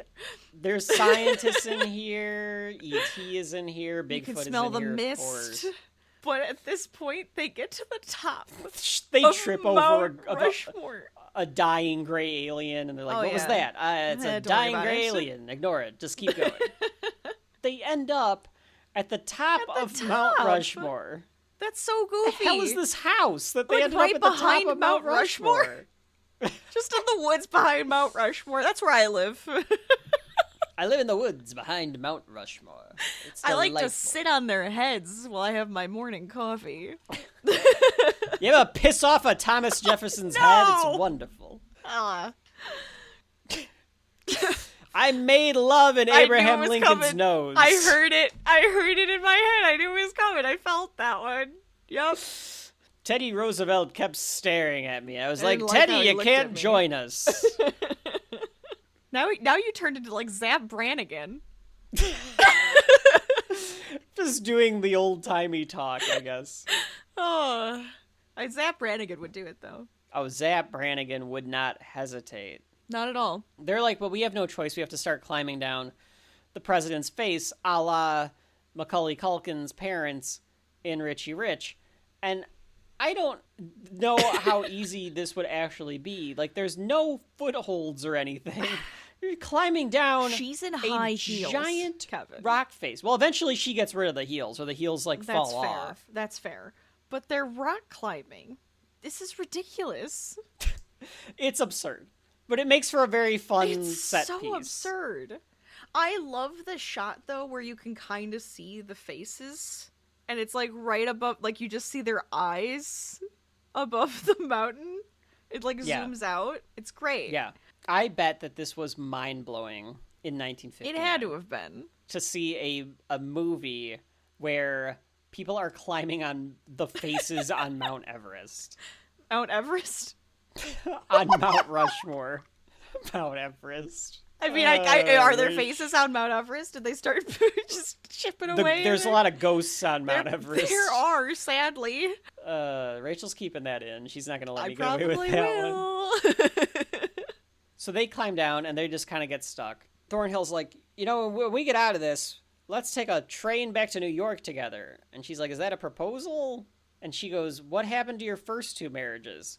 And he says, well, suffice it to say, they thought that my life was a bit too dull. Yep. You're a hotshot ad executive, Right. living on Madison Avenue. Yes, Like, exactly. but I could see where somebody thinks that like that life is dull. Like all he does is drink and play cards with like the boys. and Oh, everything. sure. Yeah, And he's not going to clearly- hang out with them. He only ever hangs out with the guys. So that he comes back late and he's drunk and he stinks and you're just like, and probably a you're philanderer. making my life is boring because of you. He hangs out with his fucking mom all the time. Right, now I have to deal with the mother. Eve slips and hurts his arm. Eve slips Hurts- and hurts her arm. Hurts. Thank you. Eve slips and hurts her arm. I really thought she did too. I was like, did the actress hurt her arm? Because that looked like it would have hurt. Well, they weren't climbing the actual Mount Rushmore. No, but here, so. but that still looked like it could have hurt. I can't tell if it's Van Damme or Leonard, but one of them slips down a ways too, and like just tumbles down. And I'm like, they're all like tumbling down this fucking mountain and shit. Wouldn't you just Like- kind of stand there and go, they're probably just gonna fall and break their neck? Yeah, I'm sure they're fall, but I actually think we're probably pretty lucky enough that they're gonna break their necks. Exactly. Let it happen. Let's just go. The one thing about this, Rachel, I'm gonna get dinged by the cinephiles here. Okay. In today's day and age, the action in this scene would have been much faster. Oh, yes. Rather than them taking a lot of time, looking because around. because in real how are we life gonna you would get be down? stumbling and trying to figure out how you're gonna get down. Yes. Yeah. So that's what they're But in doing.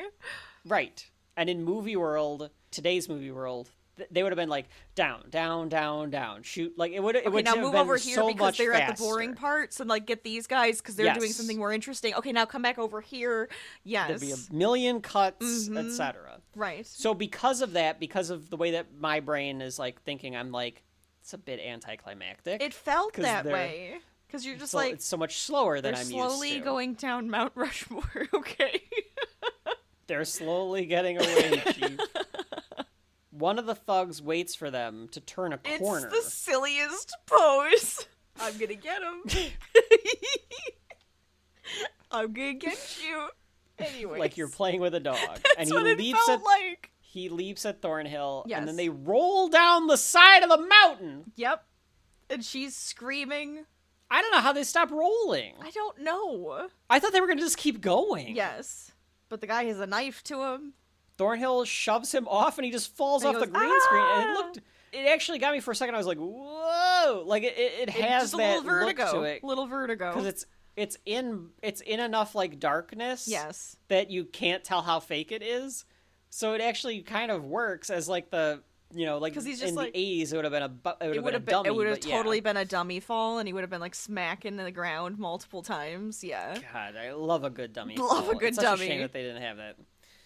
Eve gets in a tussle and is hanging off of the edge, and he goes to get her hand. Leonard, I think, is tussling with her, but she slips. He has her, and then he's slipping. It's your classic hanging off the cliff, Yes, right? this is She's the Scar hanging, and Mufasa moment. Wait, I'm he's sorry. got one arm with her. Yes. He's got one arm on the cliff Right. edge. Long live Van Damme, Leonard says as he pushes him off. I thought for a second it was going to be Van Damme, and Van Damme was going to help him up because he loves Eve. Sure. And then when I realized it was Leonard, I was like, Van Damme's going to shoot Leonard because he loves Eve, and he like can't. That would let have her been die. that would have been an extra twist at the end. That would have been kind of fun. I think I would have liked that. Yeah, I kind of would have liked that. I would have liked that one. That would have been Where interesting. he makes himself like turns himself in like because for the love of Eve. So he asks for help, but it's Leonard, and he stomps on the hands, and he's like doing it like maniacally, like Yeah, he's just like slowly crushing his fingers. Mm-hmm. But then he gets shot. Yes. And falls off, and it was like some cops. Like the professor is there at the top of the monument with Van Damme. They've arrested him because And, like, I'm not going Mounties. down there. Leonard Yeah. and you three, you go down and get them. I'm not going down there. I'm too old for this. He did do the I'm too old for this earlier, so... Did he? I don't Yeah. even remember. Yeah, because he's like, I didn't think I was going to make it in time. And he's like, I'm getting a little too old for this part of the job. Yeah, he does say that when he takes him from the cops. Oh, the professor. Yeah. Okay. Who did I you was think talking I about Van meant? Damme. Oh, not Van Damme. But then, yes, that's fine. And the cop, I think Van Damme even has like a line here. He says something witty about shooting That the guy. wasn't very sporting, using real Yes, bullets. that wasn't very sporting of you. Well, he says using real bullets, because he knows that it was using their real business. bullets. Mhm. Yes, yeah. So now we're stuck with Thornhill holding on to Eve, and Eve is like, I'm not going to make it. And he's like, yes, you will. You'll be fine. And then this just wraps up, like, so quickly, all of a sudden. It is so... It is the fastest end. So abrupt. It's so abrupt that I To went, is that the end? point where I thought I pressed a button I and thought I skipped did. something. I thought I hit stop. Like, I'm still not certain about it. I'm still like, did we watch a bad edit of this or something? Oh my god. He's just like, no, you're gonna make it. You're gonna be fine. And in it the middle cuts. of this, it just cuts to them in the train. And they're reliving the moment of her falling off the cliff and him saving her because they're sitting on the top bunk. They're in the train bed. Yes. And he calls her Mrs. Thornhill, and I was Yeah. like, that was so fucking abrupt. Everything that just happened My god. was. It like- was this like, slow Mount Rushmore to we're gonna get it on, Mrs. Thornhill, and we're done. Like, did they think that people were gonna find it too outrageous that he pulled her? Like, is this all? Was that in Thornhill's head that Was she it fall? all in Is the she actually- head? Is she actually dead? Is she dead? Did none of this actually happen? And he just met some lady on the train and he made up this entire elaborate story because he's an ad man? I don't know. I'm He's thinking just sentimental. even just she fell off the mountain, and he's just like, oh, what could have been? Well, back to New York. Wow. Yeah, because none of the men were gonna like try to save her. They were all waiting for him to do it. So Yeah. But then the last shot of this movie is them going onto the bed. Yeah. In the train car. yeah. And the train. You know, I didn't catch that. And then now, The as you're last- saying it, The last frame of this movie is a train going into a tunnel. take that as you will. Innuendo. It's so obvious. In her endo. I'm sorry, that was a horrible joke. In your endo. In rear endo. Her endo. Stop it. Presumably he had to call her Mrs. Thornhill so that he could Oh, get because then this they last could. shot. Yeah. That's all I could think. Sure, because they only kissed. Because I think he's like, have her going around kissing everybody. Because he doesn't even say that they had sex or anything earlier. Which they clearly we did. know but... they did. But like, he says, "Oh, she kissed me. That's all we did." And that ending was so abrupt. I so still abrupt. am not sure. I'm still That not drove me positive that I crazy. watched the right edit. That drives me crazy. But there's no end credits because you didn't have to do it No, it twice. says the end. North by It just Northwest says with the end, arrows. North by Northwest with a train going through a tunnel and moaning noises, I assume. And that is the end of North by Northwest. Rachel? It's come to that time. It has come to that time. We have thoroughly dissected one of Alfred Hitchcock's greatest works. And now I will pass it over to you. Okay. Does North by Northwest have shelf life?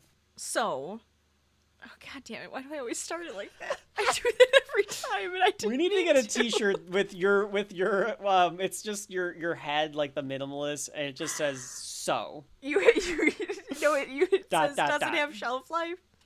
So, this movie intrigued me from beginning to end. I think I didn't know what I was in for. I knew it was a spy movie, so I knew I was in for that. But I was so curious what was going to happen. Like, every scene, I was like, okay, what's going to happen next? Okay, who is this? What are they going to do? Like, I kept wanting to see what was going on. I kept wanting to see what was going to happen. The framing and everything was so interesting. The wit was just so quick and kind of fun. The characters were interesting. I do wish that they didn't give her that weird backstory, and she was just an agent. Yeah. That bothered me a little bit. And that ending was so abrupt. Like, you talk about abrupt endings. That's an abrupt ending. Where do you think they end up, Rachel? Do you think they're just gonna end up like it feels like she should still be an agent? I would imagine that Right? because she was very good at it. Yeah, I feel It's like odd. this is a future ex Mrs. Thornhill. That's gotta be the way. Like these two are not lasting because This is she's a fling. like, but being a spy was so thrilling, and now you're just an ad man, and you're going back into your same like routine, and now I'm bored.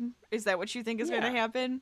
Yes, 100%. Potential. Now I got hanging out with your fucking mom on the weekends, going to dinner and the fucking movies with her. Maybe she likes That's the mom. what we do.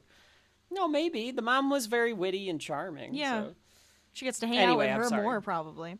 That's right. She's gonna have to. I don't know. Anyway, So surprisingly, I mean, for it being in like an older movie, though, it kind of catches you. You don't really think about it being like, well, you do think about it being an older film because you're watching this and you can tell it's an older film. Yes, obviously. Yeah, but I it didn't has go the like, look. oh, if there were phones, he could just do this, or like, oh, if there was only this, he could just do that. I wasn't thinking that. I was just like, okay, I'm into this. Like, he can't. How is he going to get out of this next situation? How is he going to do this? I feel like it does have shelf life because of that.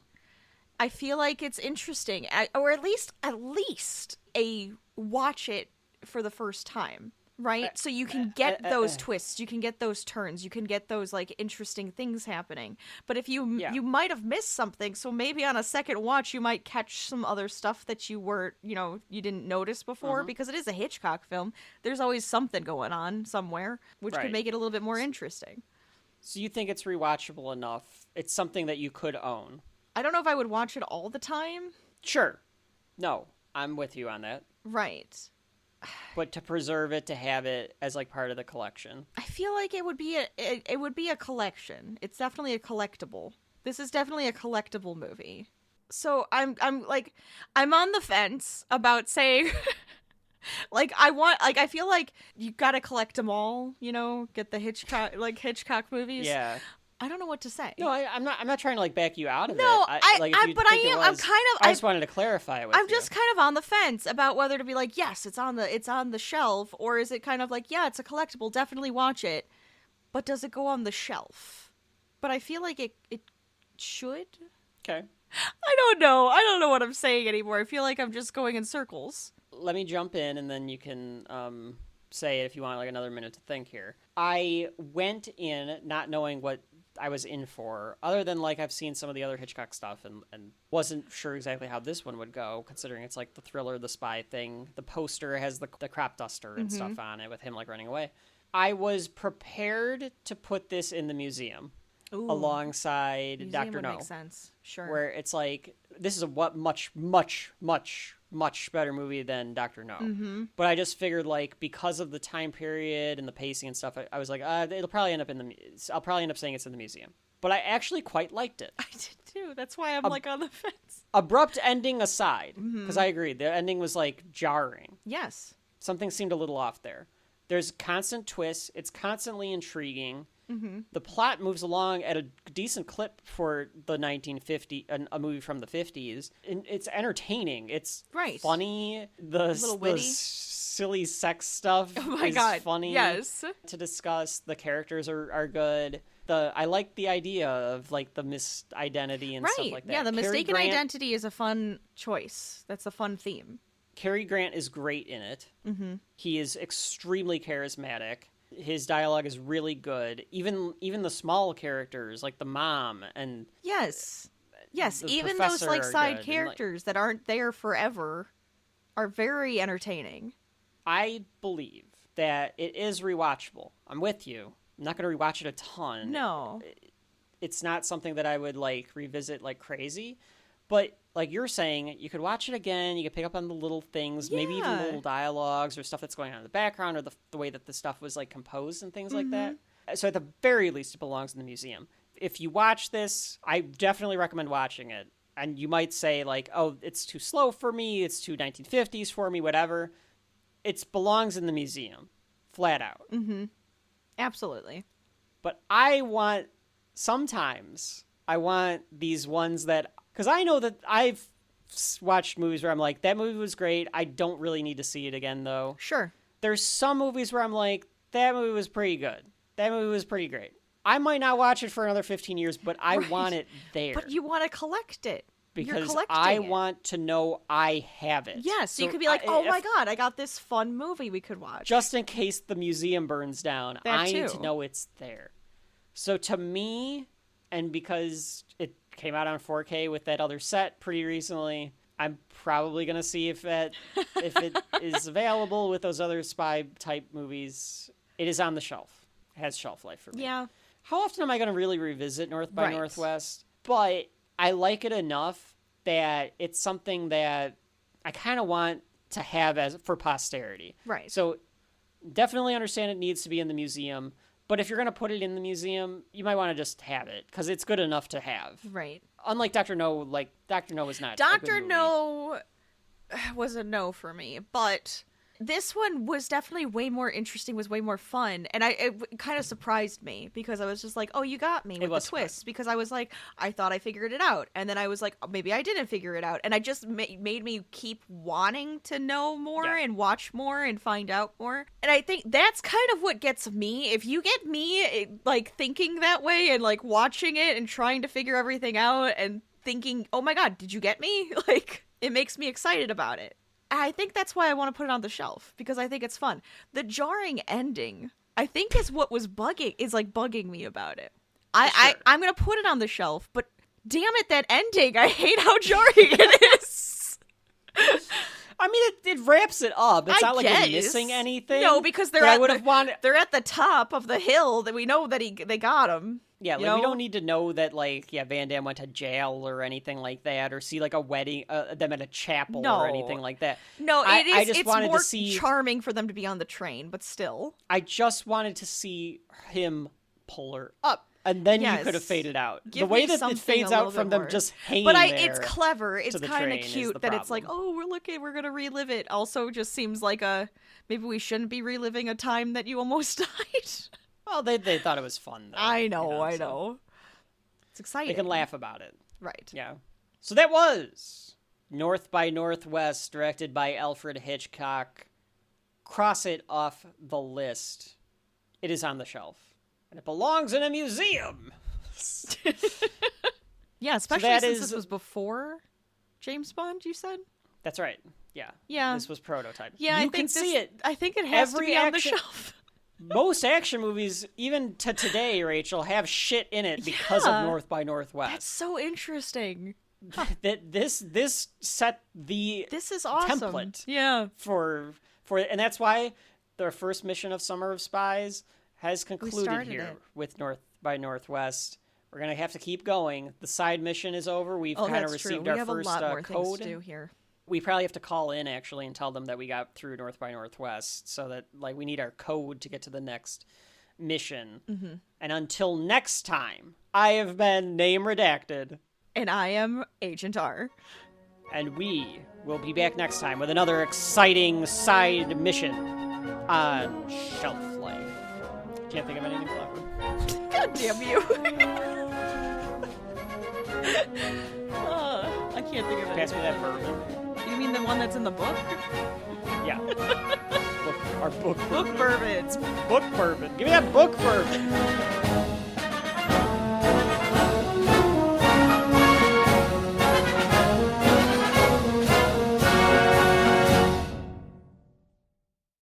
Know him to be a reasonable man?